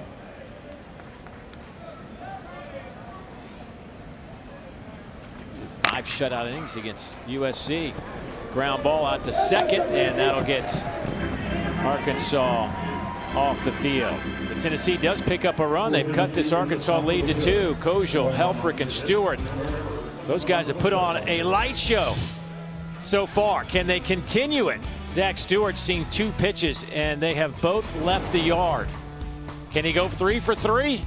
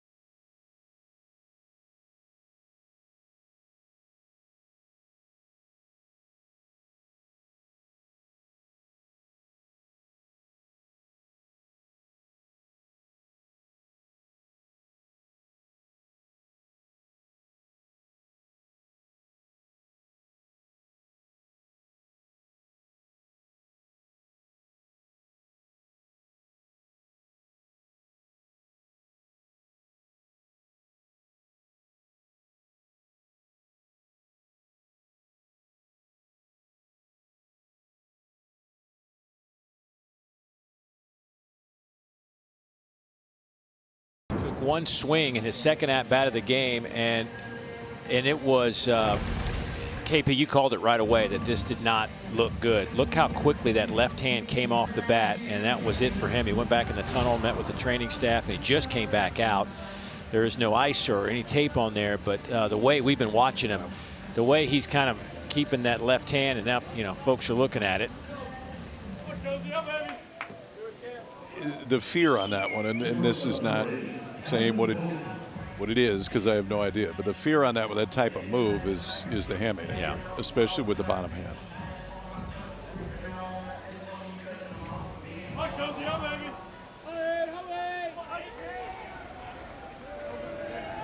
Here's Cam Koziel. 2, 3, and 4 due up for Arkansas. Koziel started things off in the first with that home run to right center. We thought was a pretty good mash off the bat. Zach Stewart has trumped that twice now. What was he, 108, I think, or 109, his home run? From an offensive standpoint, this guy has been their leader. He's just hit. I mean, this is second year of the program. And again, I think what gets overlooked, and I know that Arkansas has not been a great defensive team, but the ability for Koziel to play short, they like the way that their offense fits better with him at that spot.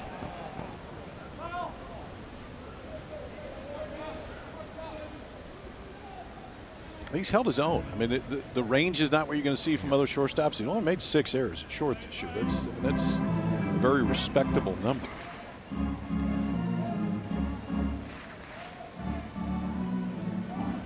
Ryder Helfrich helping his teammate out. Ryder on deck, and then it's Zach Stewart. Easy to pick out Zach with the nice flow he's got.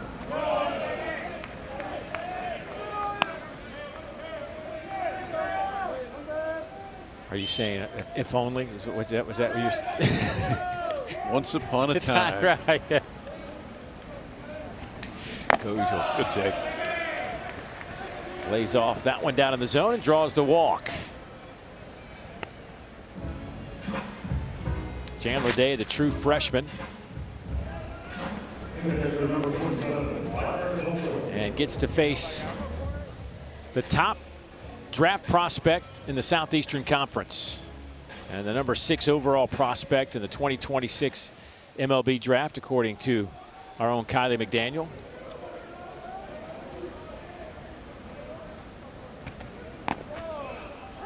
And he looks at a first pitch strike.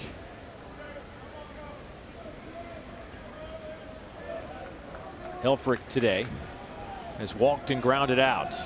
Average at 290. 15 homers and 48 runs batted in on the year. 72 miles an hour. That'll be challenged.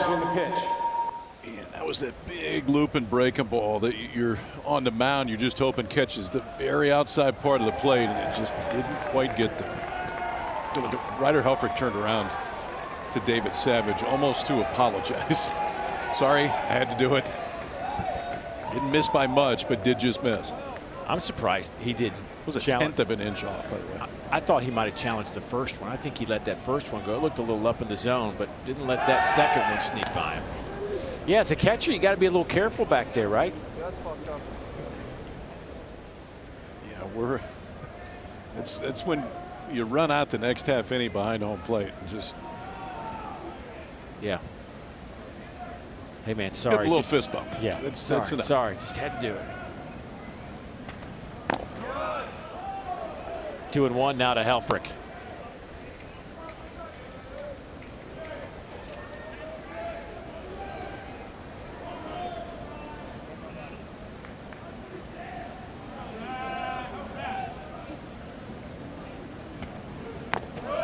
Now it's 3-1.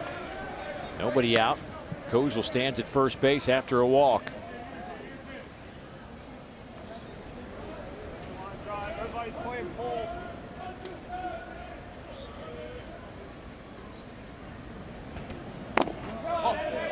And back-to-back walks now to start the bottom half of the 5th inning. well. Probably not the exact situation you want to face Zach Stewart, since the first two times he's come to the plate today, this is what happened. About a combined 900 feet of home runs today for Mr. Stewart. That one left to bat, I believe, if I recall, 116. Yeah, that was it. Yeah, just a tidy 116 on the last one. And he looks at a strike to start this AB.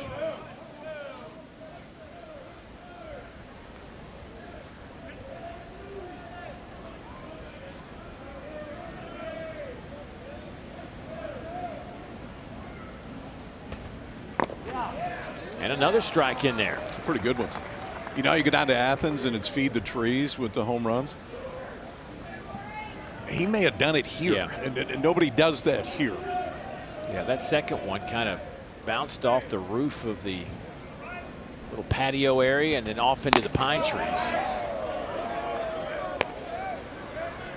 Dave Van Horn was talking about what a great freshman year he had at Missouri State. Numbers down a little bit, but said he really watched him closely, felt that he had something to offer, wanted to grab him out of the portal, give him a shot.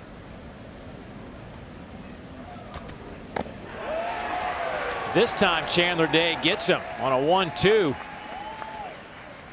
Credit Chandler Day too for attacking with a fastball right there. That's 90 miles an hour, which still is not a bad fastball, but it's up at the top of the zone. That's one of the reasons that it stayed right there. And it's that high ride fastball that hitters think is going to come down just a little bit further. That time it didn't. Big strikeout after 2 walks to lead off the inning, but he gets Stewart swinging right there.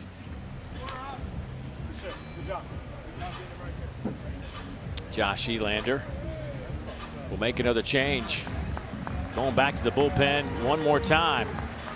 Chandler Day jogging off, bottom of the 5th.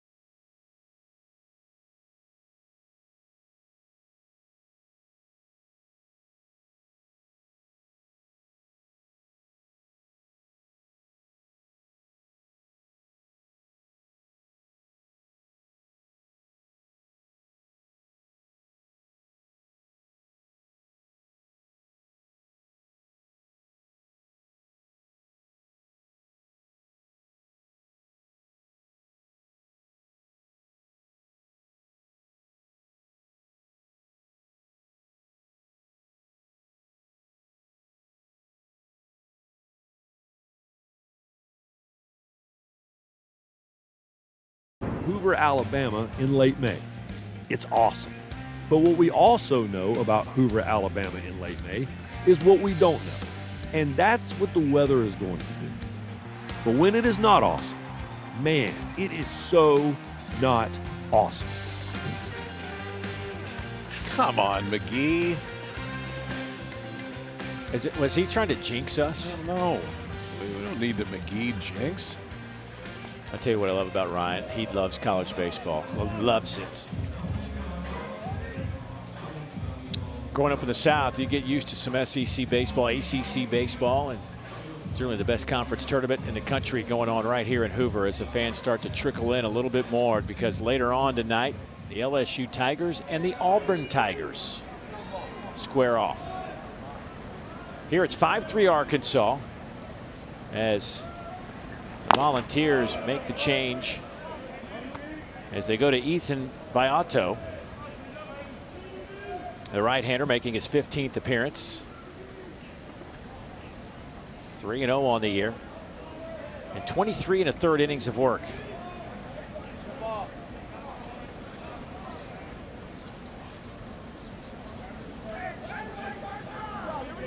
B.J. Poppy, 2 for 2 today. Couple of singles, but was caught stealing. Only the second time this year.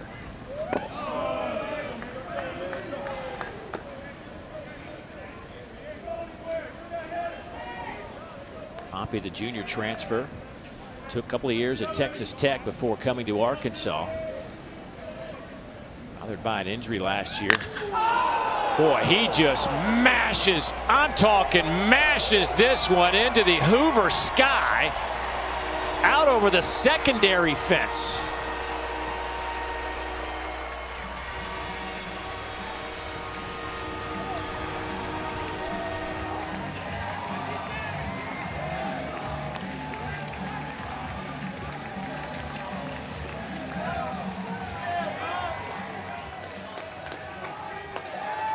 ...111 miles an hour, and another one up over 430 feet. I'm trying to do math in my head right now, which is sometimes scary. We're over 1/4 of a mile in home runs already today. In fact, I think we're about 1/3 of a mile of home runs already. They're not sneaking out.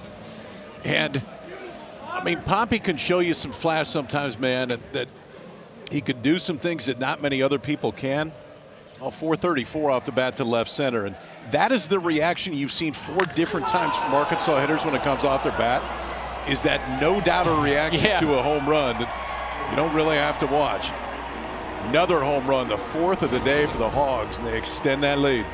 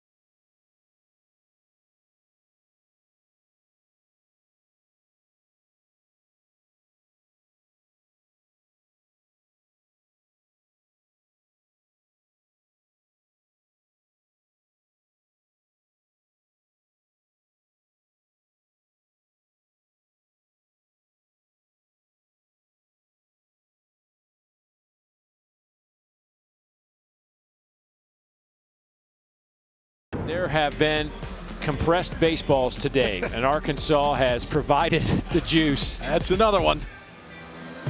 I mean, the look on Poppy's face the moment it left the bat. You know how far that is, Dave? About 1/3 of a mile. I know a guy went to Stanford. It's actually a little bit more than 1/3 of a mile. If you really want to. He kind of added it up in his head. I was trying to check the math myself. I couldn't quite get there. 1/3 of a mile of home runs. Yeah. We're in the 5th, by the way. Pretty impressive day for the Hogs on the offensive side today. Tennessee will go back to the bullpen. Nick Abraham, who was up and throwing earlier in this one, now on to try to get him out of the 5th. They'll turn it over to Nick Abraham. See his numbers, 16th appearance, and he's throwing 33 innings and that 4.36 ERA. Ground ball. Fielded cleanly by Merritt, and they'll just get him over at first base as Souza is retired for out number 2.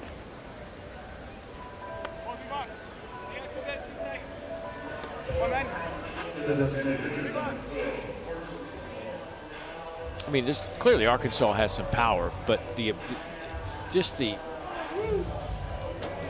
numbers, the analytics of the baseballs that they've hit out of the park today have been staggering.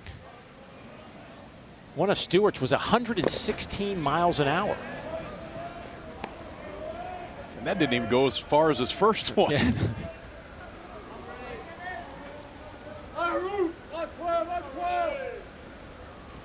Eight hits, 4 home runs for Arkansas.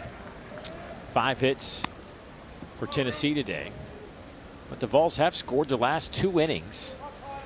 They had cut the lead to 5-3, but it's back to a 5-run advantage. Here's Carter Rutenbar.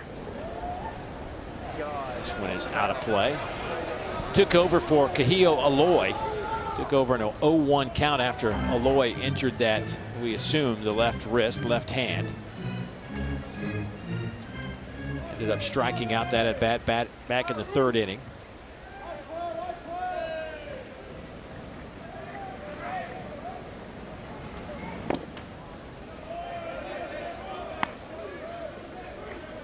Two and two on Rutenbar. Super talented, true freshman. He's also a fantastic high school quarterback.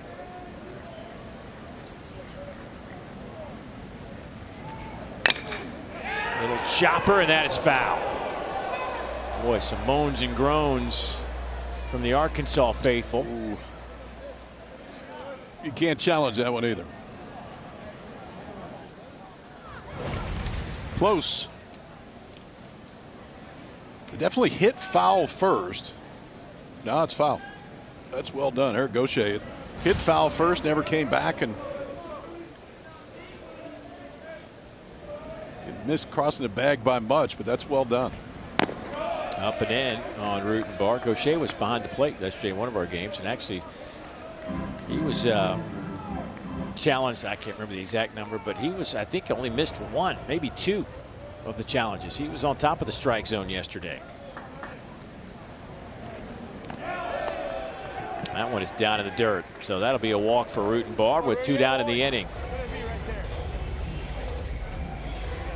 Totally different look right here for Arkansas. Abraham on the mound is kind of an old school sinker guy. You don't see as many sinker guys anymore, so when he's going right, he's going to get ground balls. For the most part, everything else today has been guys who want to elevate the fastball a little bit more. Abraham does not. He wants it down in the zone. Good look from the cap camera. David Susi over there at first base. All kinds of technology going on here at Hoover Metropolitan Stadium. You know, we have like, I had a ball bounce out on the field. See, we knew something was up. Good thing we had the cap camera. Yeah. He was calling for time. We knew before the players. That one drops in there for a strike. 1-1 to Micah New. Do you notice there's like 50 microphones? We have 26 some odd cameras at this event. Yeah, they catch a lot. Yeah, the audio was really good last night in the LSU game, if you were with us last night.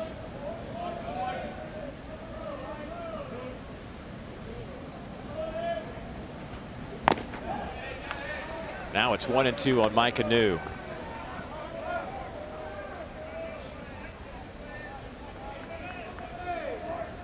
LSU holds off Oklahoma last night 6-2 in I mean, it's win or go home for LSU at this point. For I think every game here on out.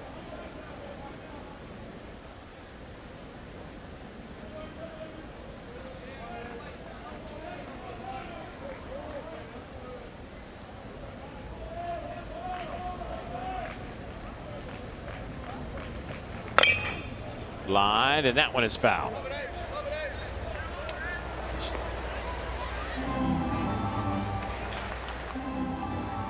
That's on tape, and if that was, for instance, my son, I would have that tape, and we'd go home, we'd review it. Do a little film work tonight? Yes.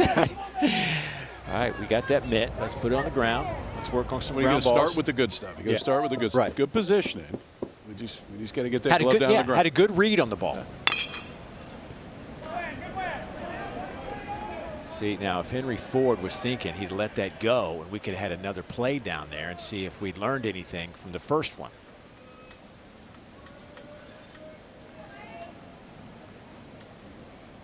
How cool is that to be able to do that? Come here at the SEC tournament.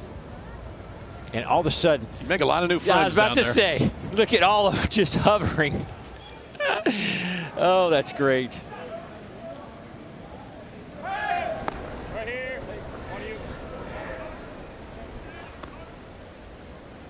They're just waiting and waiting.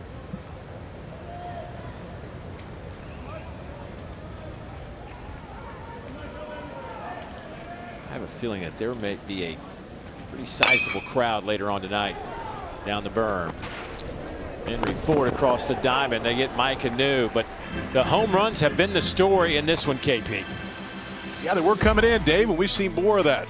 4 for Arkansas, 25 through the first 7 games total.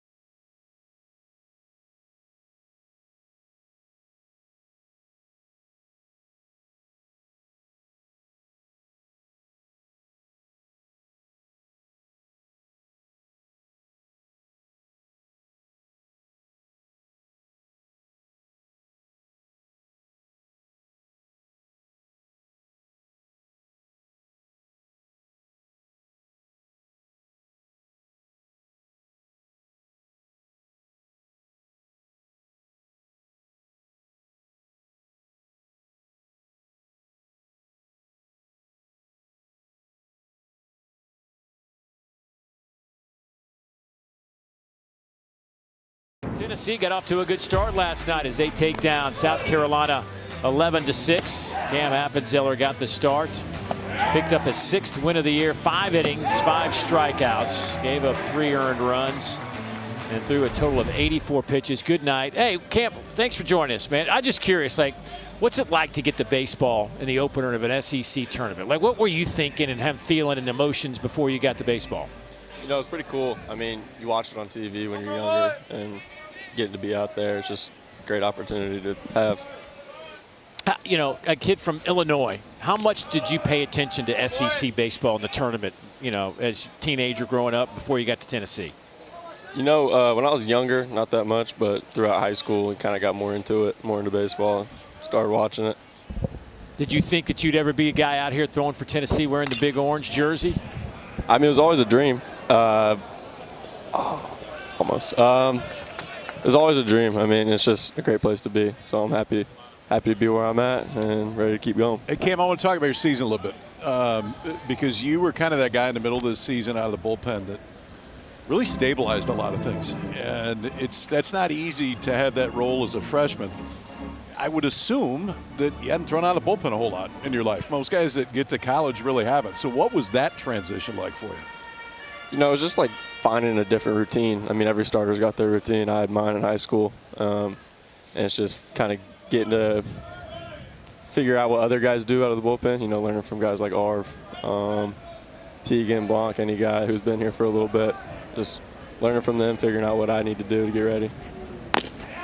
So over the course of the season, how do you feel like you've grown?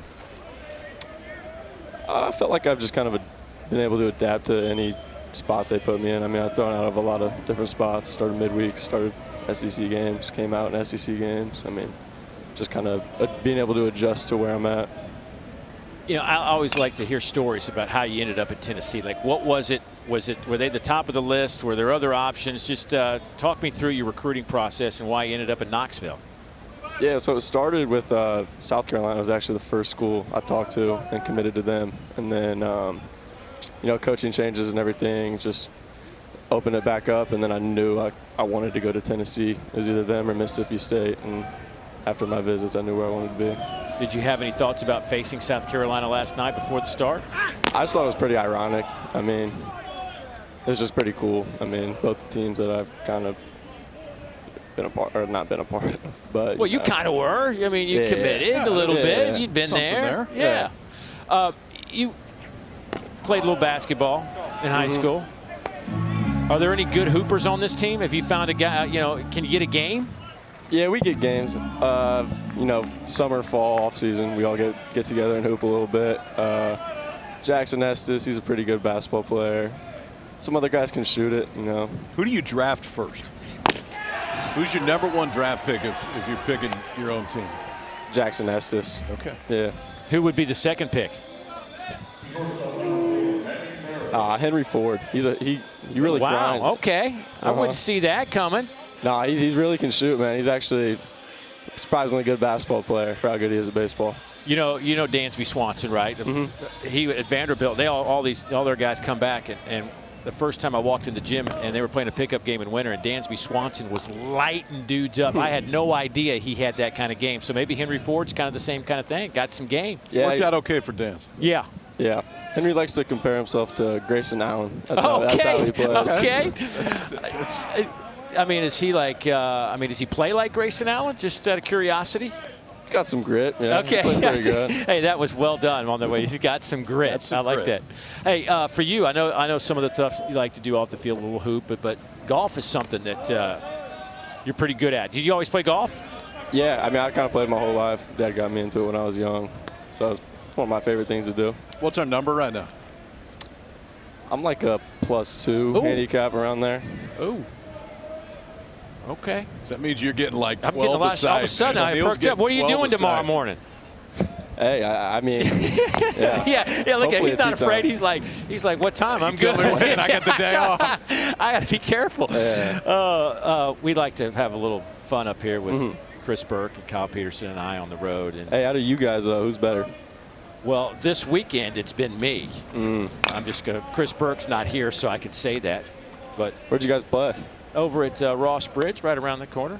And let's just say that KP's down a 5-iron since we played 2 days ago. Sometimes there's unfortunate. Sometimes you got to teach your 5-iron lesson, Cam. I think you've probably been in those situations before. I've lost a 5, 6, 4-iron. I've lost them all. It's a little shorter than it was when I got here. Hey, Cam, the best part of the story on Tuesday was, though, our cart ran out of juice, and it was like 8 o'clock at night, dark, and we're trying to finish up, and KP wanted nothing to do with the golf course anymore at that time. He made me push the golf cart up a hill so he didn't have to get out. That's what we did. While he sat in there? That's crazy. Yeah. Working on his quads. Yeah. But no, we'll have to get that, run that. And by the way, the golf facility in Knoxville, unbelievable.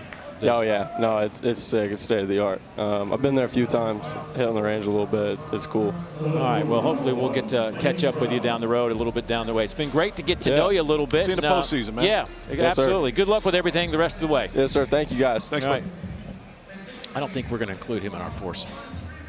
The way he responded to me on that. So sure, by I'm the way, available. Yeah. I get the first draft pick in that one. Yeah. Okay. So you're leaving me with Berkey. I know who my cart mate is already. Yeah. Well, you'll have a cart mate because we make us take different carts. I do. Ground ball. Oh, well done. Robinette. Can they turn two? Oh, dropped it first. They had an opportunity and just couldn't pull it off, but good play by Robinette to at least get that first out.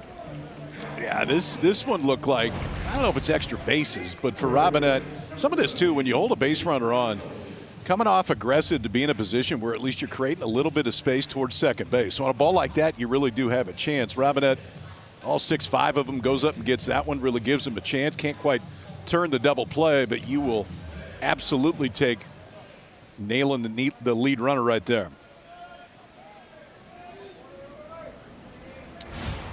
Icefelder now will step in.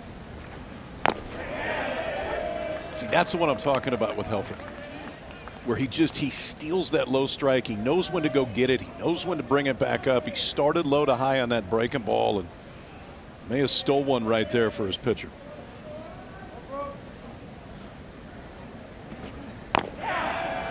There's a strike 0-2 on Icefelder. It's quiet movements back there, and quiet movements appear good to umpires. Not a lot going on.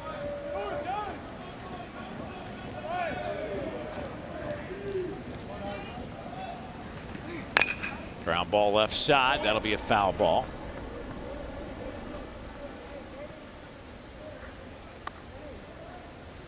Boy, it's got to be nice if you're Arkansas, and you got a guy like Helfrich who can work with these pitchers. I mean, he's just a coach out there. Here's the other thing is when you get in a 2-strike count, you don't feel like you feel like you could bury a breaking ball in the dirt because you trust the guy behind home plate so much. So it doesn't take anything out of the arsenal. The confidence level is high on everything, in part because of the guy behind the plate.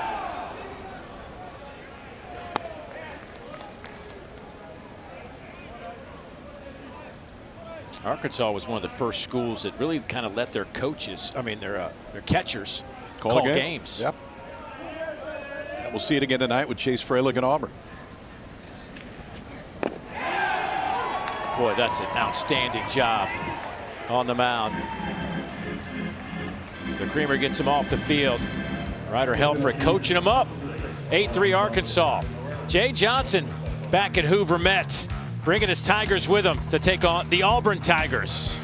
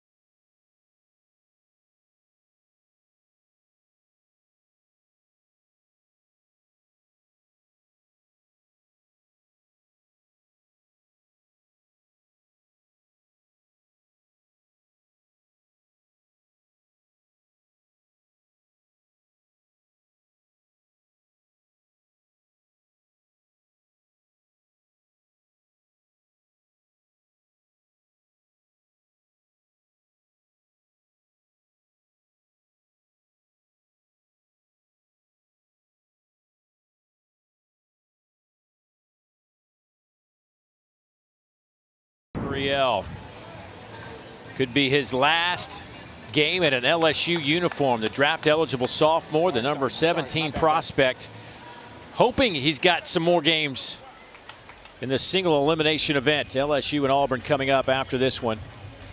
That guy's ready to go right there, KP. I mean, he is all business. He's got his game uni on. He woke up this morning and said, "Where's my uniform?" Slept in that. Yeah. Where is my uniform? I mean, he's got it all going on. He stole your chain, too. I remember that. Be a couple more years. Couple more years. I want to be on the hill. He's like, where's my foul ball?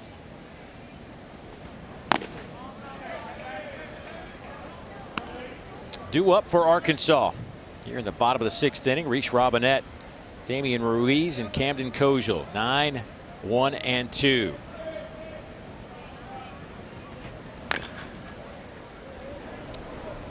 That one is fouled off. 1-1 to count. That's more your speed right there. Yeah. You're more of a roll down the hill guy. That part right there where you just, and that's more, and there's more your speed right there.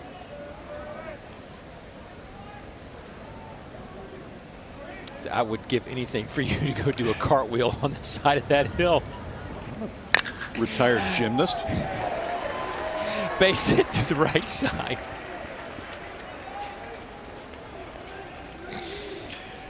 Oh, the thought of that just made me laugh. Good at I can provide you joy, Dave. That's what I'm here for.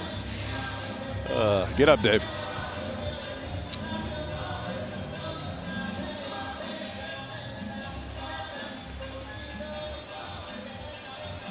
So Arkansas trying to add to their hit total. They have 9 in the game now, 8 runs.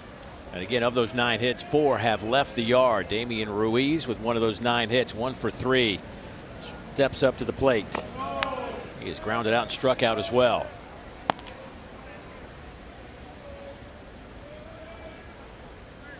Boy, Tennessee had cut this thing to a 5-2 game. Heading 5-3. A 5-3 game heading into the bottom of the 5th inning. And then TJ Poppy with a 3-run blast provides that separation once again.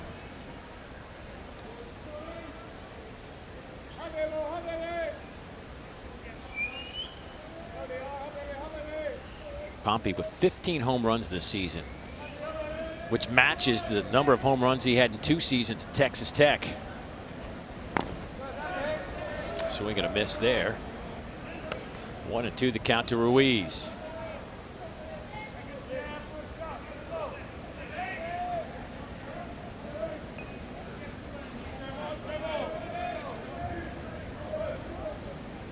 Ruiz out of Livingston, Texas. A couple of years at Houston Christian, 1 year at Lamar. He was a Southland Conference Hitter of the Year last year. 388, 7 homers, and 22 doubles.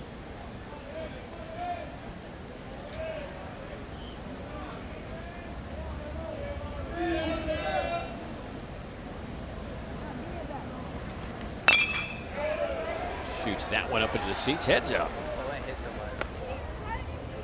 Looked like a hand deflected that, maybe caught somebody in those stands. See the guy whose hand it hit. Last night, by the way, Lance Cormier working with Lance. That was a pretty good play. Caught one, came right through the lights up here in the booth. I coached him through it, though. I gave him space. I moved out of the way, gave him space. Say, this is where we need the Snoop Can footage just to see if you pulled a hamstring getting out of the way. Well, I figured he played pro ball. I should have played pro ball, but I didn't. So I figured I'd make the guy who got paid to catch baseball. Well, let him feel good about himself, right? You know, he's been retired a couple years.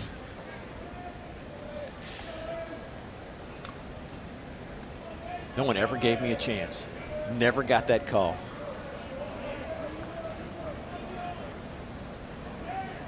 3-2 on Ruiz. Boy, an awkward swing there, and that'll be first out. Yeah, good slider there from Abraham. And you can see Ruiz just doesn't quite recognize spin in time. Saw a fastball, then by the time he recognized that it wasn't, couldn't stop those hands, and the break took it just far enough off the bat after the leadoff single. A big strikeout right there of the leadoff hitter. So one down for Cam Kojal now. Tennessee will put the big shift on. They'll move Henry Ford over to the shortstop spot. Manny Marin on the second base side of the bag. Kojal was just trying to play games with him. Yeah, he'll do that now too. I mean, obviously the book on Kojal is it's within the infield. It's very, very pull. However, he's okay swallowing his ego if they're going to give you a base runner. It wouldn't shock you if he does it again, honestly, right here, because they haven't made any defensive adjustment. I mean, all you got to do, and you can bunt this ball hard if you want. Yeah. Because all you're trying to do is get it past the pitcher, Abraham. Kojal with a home run today, 1 for 2. That one gets past Garrett Wright, and that'll move Robinette to second base.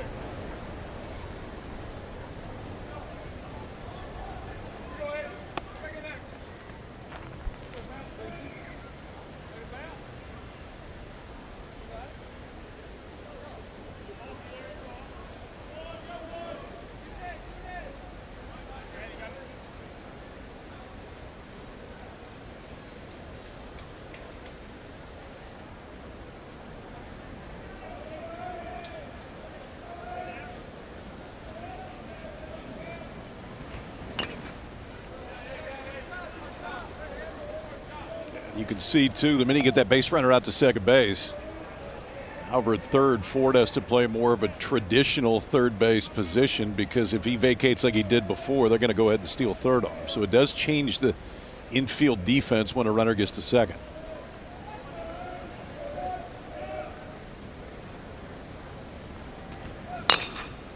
Ground ball. Marin has to come a long way. Throws. Oh, what a play. Pretty good there. Manny Marin was on the second base side of the bag. running away from first base, makes a heck of a throw to get Kojal. Well, think about it, too. If you're playing traditional shortstop position, you're actually charging this ball. You're coming straight in, momentum's taking you to first. This is the opposite to where Marin has to go get it, and he really didn't have enough time to get around it. So you got to take a pretty direct, well, he got around it early, but then he had to go direct to get to it. Great throw on the run. It has to be directly on line. If it's not, Kojal's going to beat it. Well done by Marin right there. And here's Ryder Helfrich. Couple of walks and a ground out for Ryder.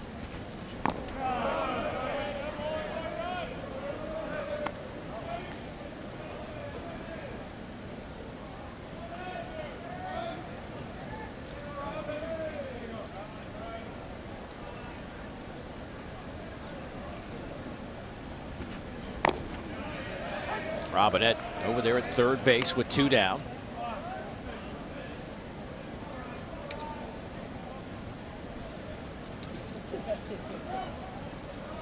Nick Abraham's worked an inning and a third now, giving up 1 hit.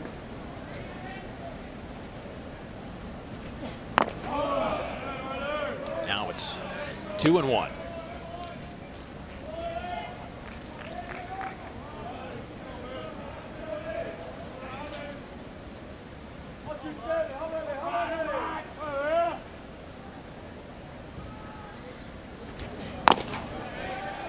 That's a strike, 2-2.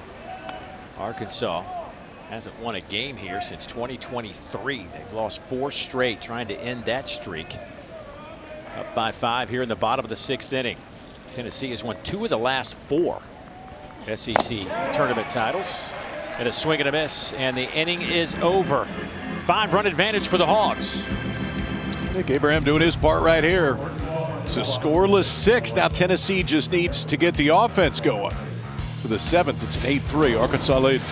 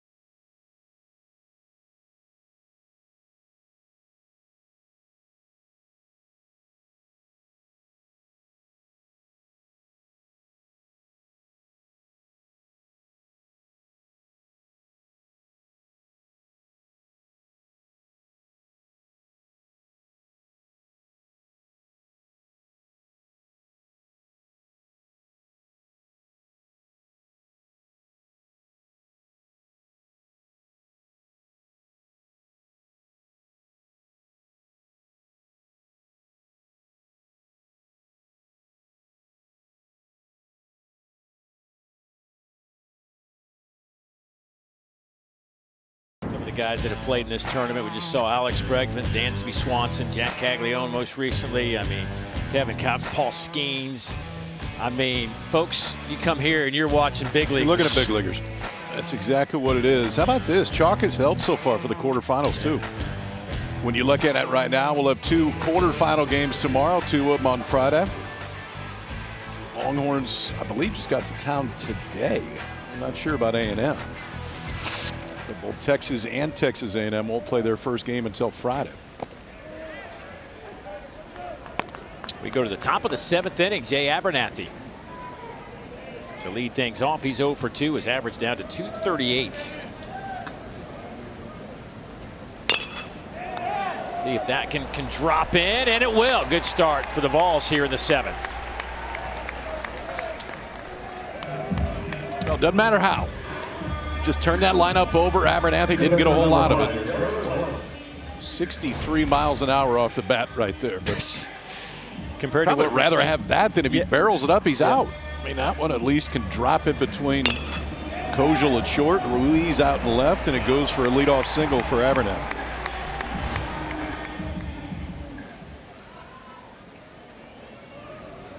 And now the lineup does get back to Garrett Wright, leadoff man for Tennessee.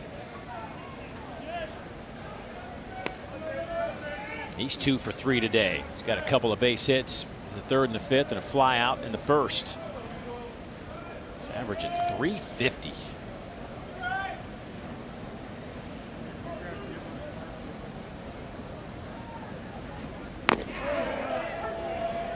A little bite on it right there. Creamer comes in, and you talked about the role that he had for Oregon State last year, and it's been a few different roles this year for Arkansas, but that's a real slider.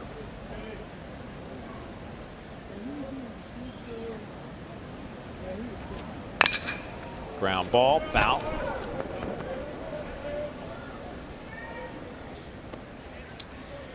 Well, KP, in the big picture for this Tennessee team, going 1-1 in this tournament, does that do anything? I don't think it changes anything. Yeah. No, I mean, they're a 2 seed. They can't play themselves into a host. And so ultimately, can you better where you're at in that 2 seed pecking order, which, there is a little bit of movement this year that's different in the past. Maybe.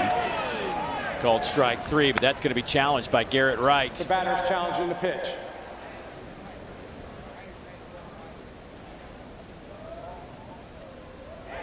And it is a strike. And he'll head back to the dugout. But no, I think Tennessee gets interesting in the postseason.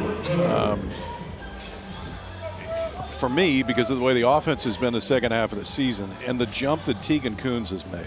Yes. Tegan Kuhns is throwing like an ace right now. And so you've got a real ace that can match up. You get a decision to make, but depending on who you're playing game 1 of a regional, whether you throw Kuhns or save Kuhns. But that's a difference maker. I mean, there was some help. I look back at LSU season last year, and with Ianson and Anderson, 2 dominant pitchers. Now, they had help along the way, but you knew you had 2 really good bullets. 1-2 in the country in strikeouts. And yes. My point is that if you have 2 elite guys, you can go a lot of places. You can. Yeah, I don't. Now, they've got to figure out if they're going to get Landon Mack back, who's missed the last 2 turns, and that would make a difference because he had a period during the regular season where he was very good. But Kuhns is the one that can match up with anybody. And if you get to an offensive ballpark, it's an offense that may be able to slug with anybody. I mean, I'll give you an interesting one potentially. Is Georgia Tech's going to be one of the top 3 overall seeds. Tennessee's going to be one of the later 2 seeds. It's not out of the realm of possibility that Tennessee could go to Georgia Tech as a 2 seed, and that is a ballpark that fits an offense like theirs. Clearly fits Georgia Tech's. Abernathy goes, throw down, not in time. Great jump by Abernathy. Almost slid over the bag. Yeah, Georgia Tech's offensive numbers, folks, are staggering this year. It's Georgia Tech, Georgia, A&M to me are the 3 most complete offenses in the country.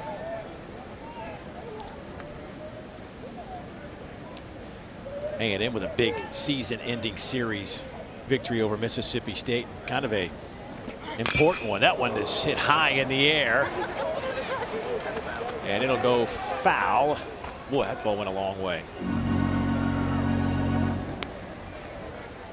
Mentioned those top 8 national seeds. UCLA still hanging there at number 1. And there's Georgia Tech and Georgia. And you mentioned Texas A&M as another offense that has caught your eye. Right now, currently, as the last top 8 national seed.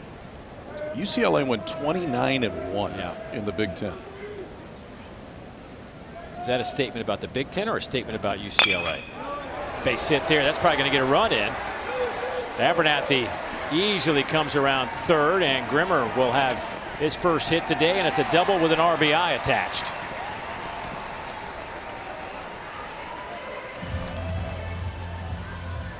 Eight-4 game. They're not going away now. They're not going away, and there's enough thump that they can strike quick. Got a breaking ball that just hung up right there, and a good job by Grimmer to stay on it. Feel comfortable about using the middle of the field right there when you see the spin on that breaking ball. So Abernathy, the stolen base makes a difference. He may have scored on that. In fact, he probably would have where it wasn't a gap, but because of the stolen base, scores easily and cuts that lead down to 4. 8th double of the year for Grimmer, and now you get Henry Ford.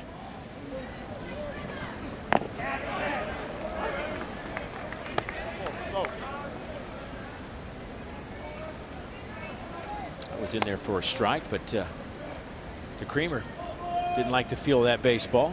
Looked like a pretty good pitch to me. That's what happens sometimes when you give up a hit. You don't like the ball anymore. Let's just get rid of that. Didn't like those first 2 calls from Ryder Helfrich. See what he comes with. 94-mile-an-hour fastball. You think that was the fake him out? Kind of head bob for DeCreamer, you know. Lance Cormier says he used to do that all the time, like shake off the catcher on. He shook him off twice.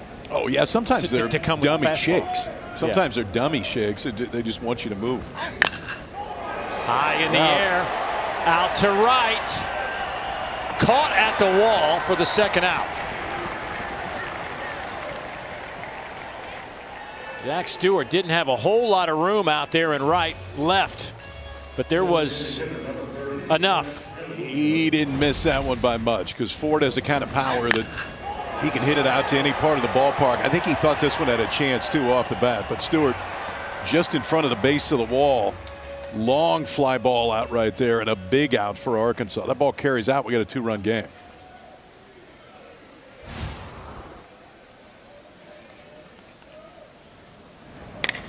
Grenlinger, first pitch he sees.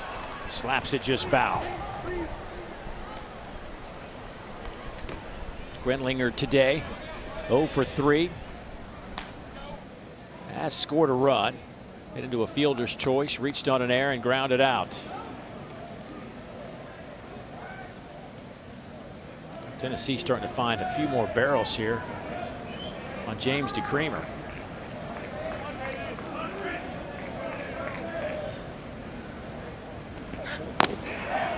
Drops that one in there for a strike.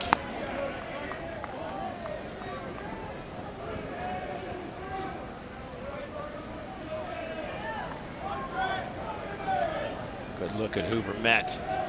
Filling up for the nightcap, LSU at Auburn. Grenlinger chases one out of the zone. They'll throw down to first to get the out, and the inning is over, but Tennessee does pick up a run. They cut the lead to 8-4. That slider's played today, especially when it's in a spot like this. DeCreamer, 2 more strikeouts in the inning, gives up 1, but Arkansas still has the lead.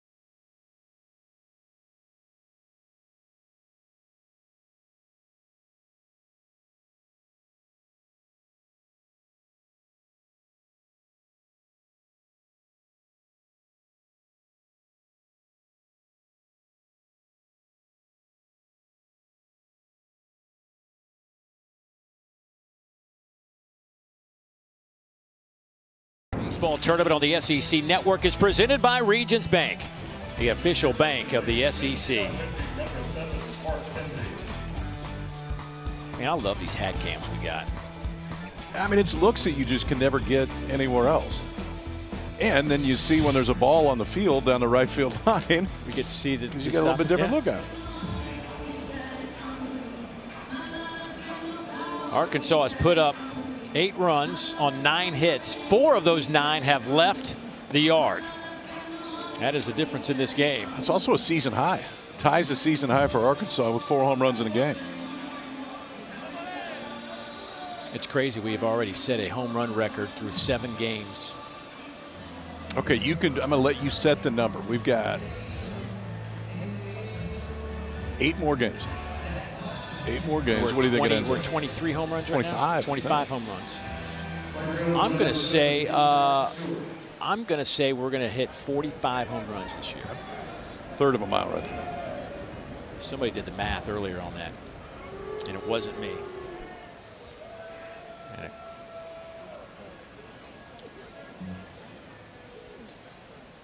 Mark Hindy, by the way, new pitcher on the mound for Tennessee. And Garrett Wright trying to get on the same page. Hindy 2-0 on the year, just 10 1/3 innings of work. Walked 7, struck out 7.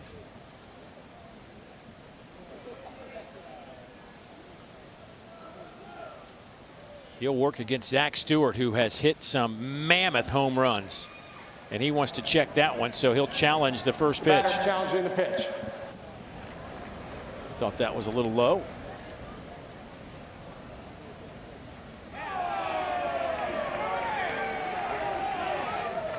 And the Arkansas dugout erupts in elation. I like the addition. I like the ABS addition this year. And looks at a fastball in there for a strike. It's 1-1. Where you at on it? I like it too. I was concerned about pace, and it was. I mean, today feels like a better pace than yesterday, which is understandable. I mean, it's going to take you a day.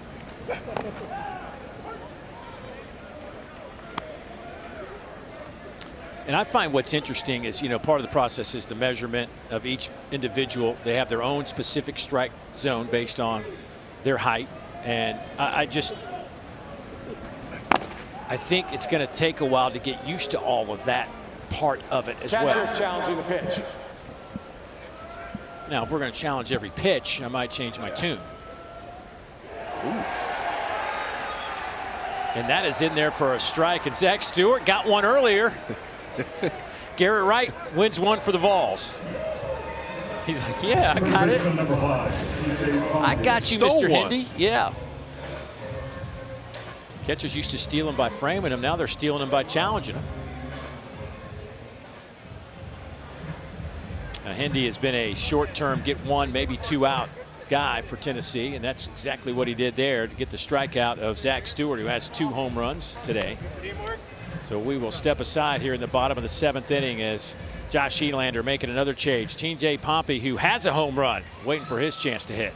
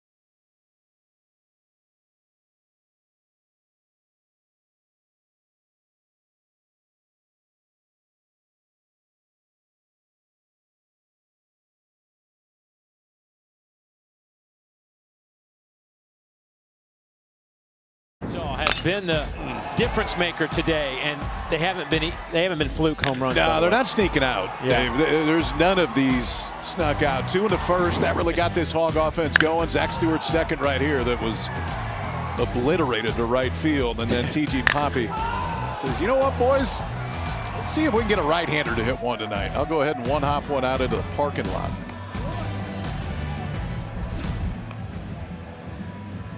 Poppy, 15 home runs this year. Had 15 in 2 seasons at Texas Tech. Of course, injured part of the season at Texas Tech. But the 6th pitcher used by Tennessee here in Hoover. Bo Rudy making his 22nd appearance of the season. Just 26 1/3. He's another guy that's maybe an inning, a couple batters. He's got good numbers too, man. I mean, the ERA a little bit higher than you would think when you look at those numbers. 19 hits in 26 1/3. The walk number's really low. Yeah, that works. The 36-5 strikeout to walk ratio. The catcher's challenging the pitch. Garrett Wright hit on it earlier. Can he do it again? It is a ball. So Tennessee will be down to 1 challenge remaining. You better be efficient now. That's in there for a strike at 92 miles an hour. T.J. Poppy 3 for 3 today. His average has jumped up to 275. 15 home runs and 38 runs batted in this year. Well, I remember earlier the SEC season, week 1 or 2, and Dave Van Horn was just trying to figure out his infield. They were just kind of a mess. He was trying to figure out his lineup too. I mean, this is another lineup that has taken a jump forward from what it was in the first half of the season.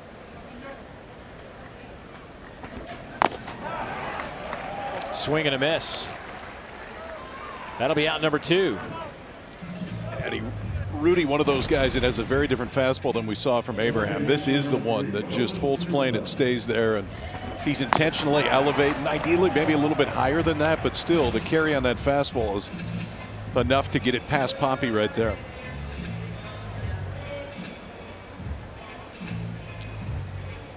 Nolan Souza.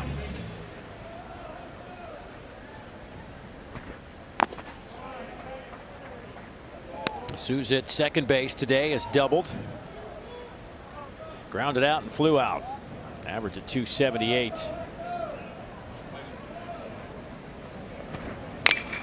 It's this one high in the air.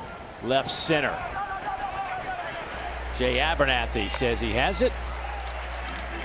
And he wasn't lying. 3rd out of the inning. 8-4 Arkansas through 7. Butch Thompson, he's got a team that is loaded. Certainly national championship caliber type program at Auburn.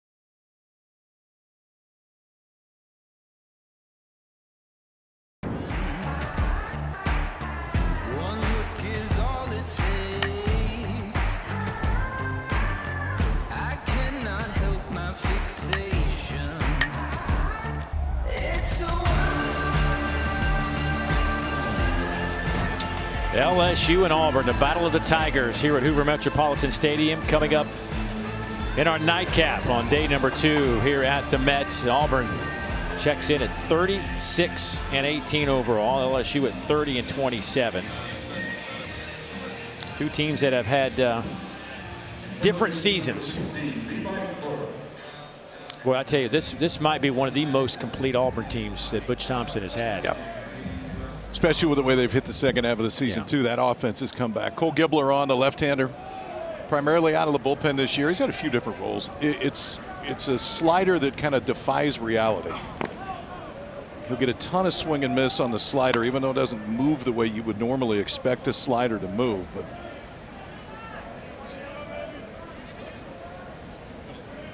he'll face Levi Clark to start things off. Levi, a couple of strikeouts, has a single today.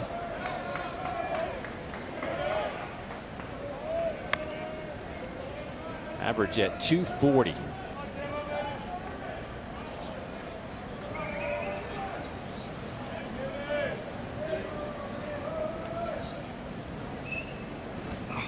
That one is down. Levi hitting 297 though against SEC teams this year. He was at 165 leaving the pre-SEC schedule. That's how good he has been. He's third leading hitter in conference games, but I mean, I guess it's a sign of that's how bad it was before SEC schedule began and what has happened to him. I mean, he just kind of hung in there and it's clicking now. And it was. That one is smoked out to left center. That's going to bounce off the wall. The second hit for Levi, and right on cue shows you what he can do with the bat in his hand. Well, he can hunt a 3-1 fastball now. We talked about it earlier with Clark, who just from a raw power standpoint has as much raw power as anybody in the field right now. When he gets in a dead red fastball count like he did right here, he can center that thing up. If that had backspin, that's carrying way out of the ballpark, but instead just drives it right past Ruiz in left field, and it's a leadoff double for Levi Clark. I was talking to Levi earlier this year about the struggles a little bit, and he was saying that, you know, he did some swing change in the offseason, but came back in the fall and was killing it. Left to go home for just a little while, and then came back in January and said it for whatever reason just couldn't get it going.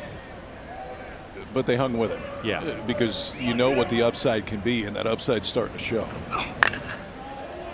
What's interesting about him too last year is he was really hot early.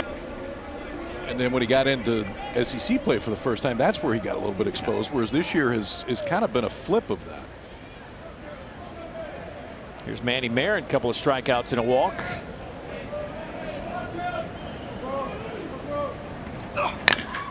Ground ball out to short. Kojal across the diamond. That'll be out number 1.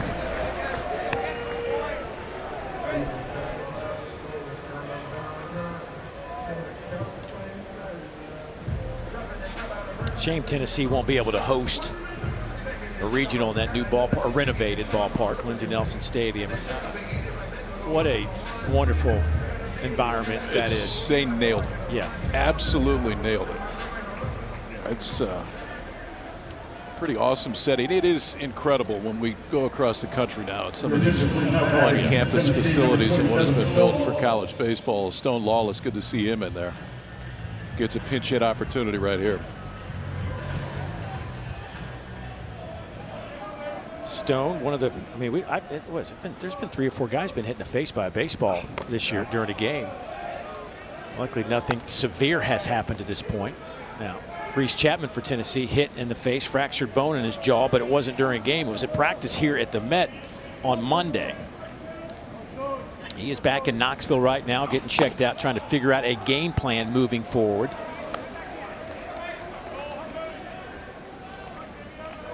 Seeing if he needs some sort of procedure, that kind of thing, and how long he might be out. And never even got to suit up here in this 2026 SEC tournament.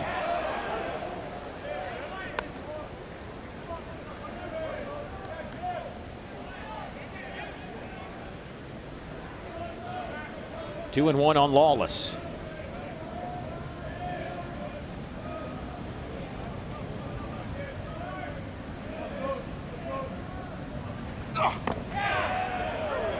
That's a strike, 2-2.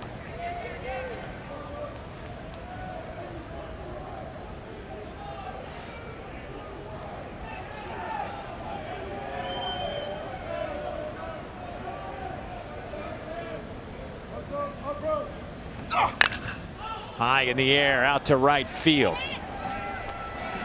Stewart is there to make the catch. Clark will tag up at second and wind up at third, but there are 2 down now. There's a chance we may have one of the largest Wednesday night crowds. You always do. When LSU's playing a night game here, they're going to show up. With the season that Auburn has had, and you know, you've got a large fan base here in Hoover and Birmingham that are Auburn alums. It's it'd be a good way to end a Wednesday here in Hoover, Alabama. Or start a Thursday, depending on when we finish. Get both. Right. 2 down in the inning for Nate Eisfelder. He's 0 for 3 today. Ground out, fly out, and a strikeout. He pops this one up. And that will get into the seats.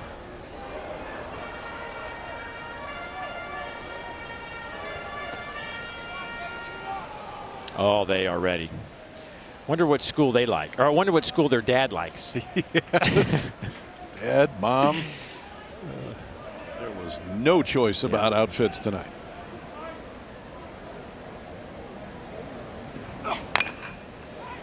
That is gloved over there at third by Poppy, and what a job by TJ to get Arkansas off the field. Big spot right there. This one kind of knuckles on Pompey, too. I think he thought it was maybe hit a little bit hard. Look from hat cam over at third base. Eric Gaucher giving us a perfect look at Pompey. Strong throw across the board to get the Hogs off the diamond. Bottom of the 8th. Arkansas doubling up Tennessee.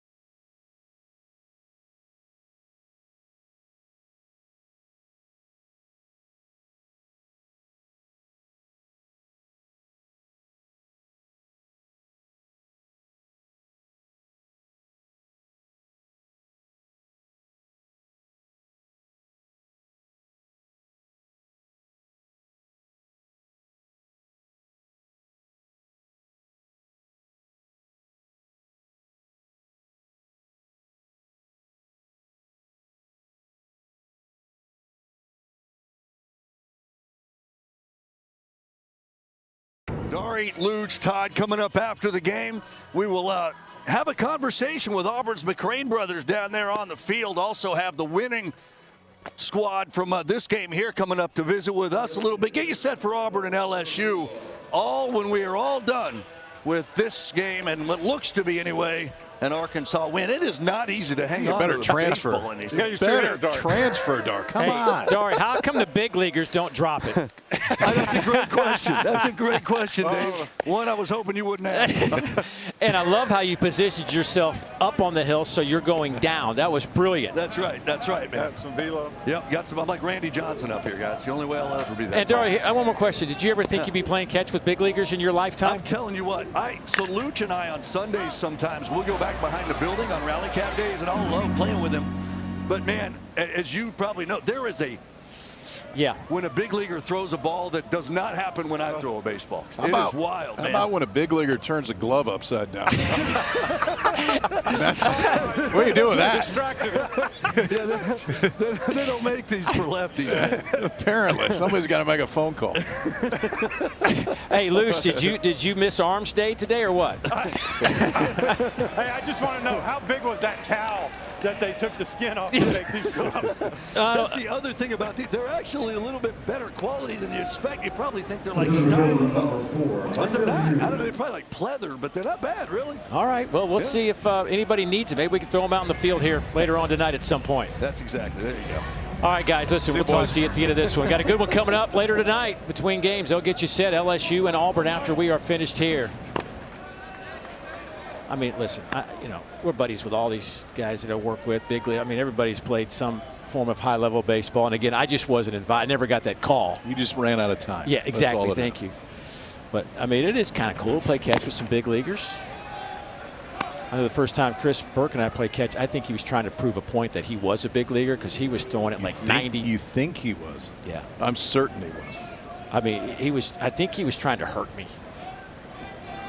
I had a new catcher's mitt. I wanted to break it in. That one's popped up right side. Catch is made there for 1 out by Levi Clark. Or 2 outs, excuse me. And this was years ago, and Berkey was not too removed from his professional playing career. And he's like, now I'm having to play catch with this clown? I'll show you. Right. And look, man, we've been friends ever since. Reese Robinette with 2 down. Or I think we're friends. Rudy drops that one in there for a strike. Again, Arkansas with a win here. If they can hold on to this, gets the day off, they will suit up on Friday, and Dave Van Horn can get The batter's challenging the pitch. his pitching set up the way he would like to have it moving forward. And that is a strike in there. It's 0-2. They will take on Texas. That'll be Friday, the first game of the day. 3 o'clock local time.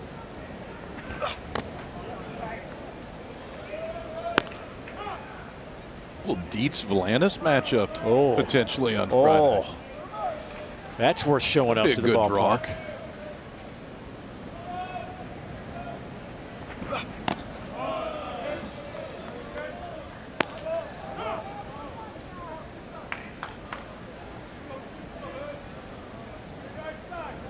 You know, again, I just, when I watch Texas and I look at the job that Coach Schlossnagle has done, I mean, we've known him for a long time now, back to his TCU days. We'd had one of the great super regionals, Texas A&M, Texas Christian TCU and Texas A&M in Fort Worth. I think that game went like forever. We didn't care. Swing and a miss, and inning is over. But Schloss just keeps putting together winning programs, and he's doing it again at Texas.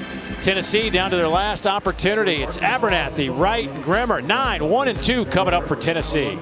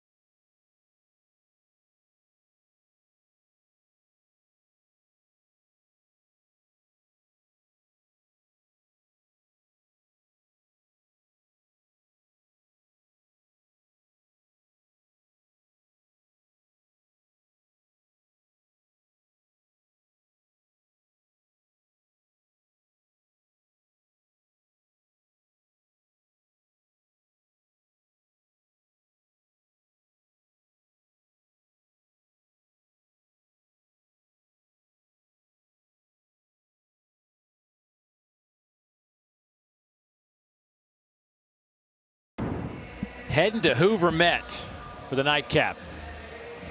And if Tennessee fans and Arkansas fans stick around, I'm serious that this may be some sort of record number of crowd here on a Wednesday night, day 2 of this tournament. Especially this early. Yeah. I mean, sometimes you see it a little bit later, but day 2 is going to be a pretty darn good one. Is there any magic left with LSU? Here's Abernathy.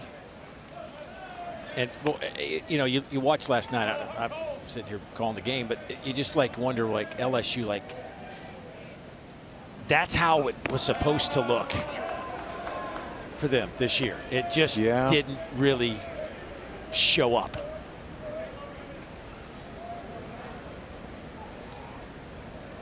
I mean, Gavin Guidry was fantastic. Just overall, as a pitching, cheering at the back end. Yeah. What they had to do on the front end. I mean, catcher's challenging the pitch. Fontenot starting the game that he had no idea it was going to start until a half hour before.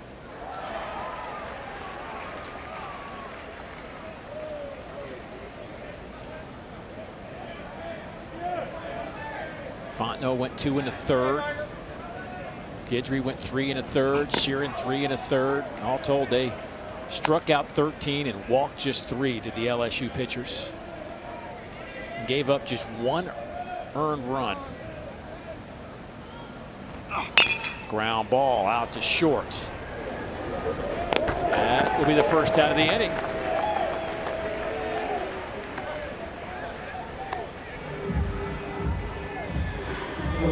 Number 5.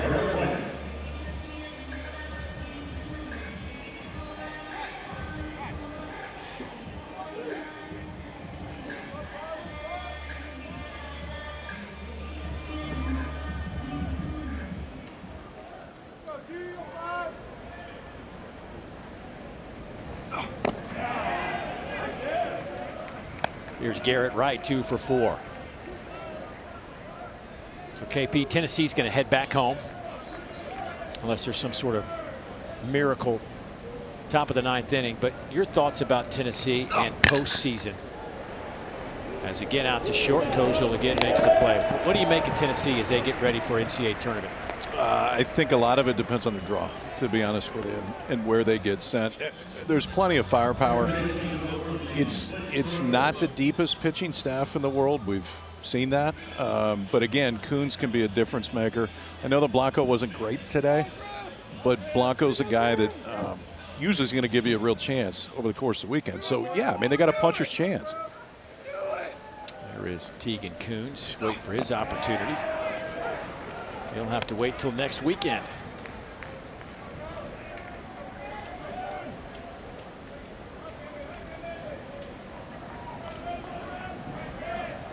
Cole Gibbler getting some work here, trying to close this one out. It's gone an inning and 2/3, 1 hit. That was a double by Levi Clark. Well, Zach Stewart, we just saw a moment ago, 2 mammoth home runs. Kojal also leaving the yard. TJ Pompey hitting a home run, and they were hammered home runs. 4 of the hardest hit balls so far of this tournament. What was Stewart's 116? I think it's 116 off the bat on his second home run.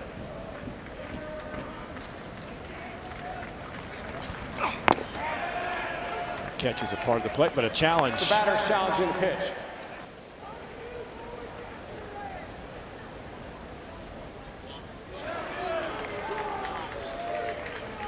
And that'll do it for the challenges for Tennessee.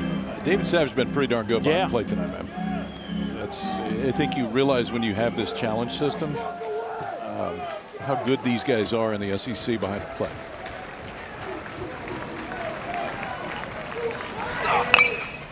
Lifted in the air, but that'll be out of play. Well, we got a good pitching matchup tonight.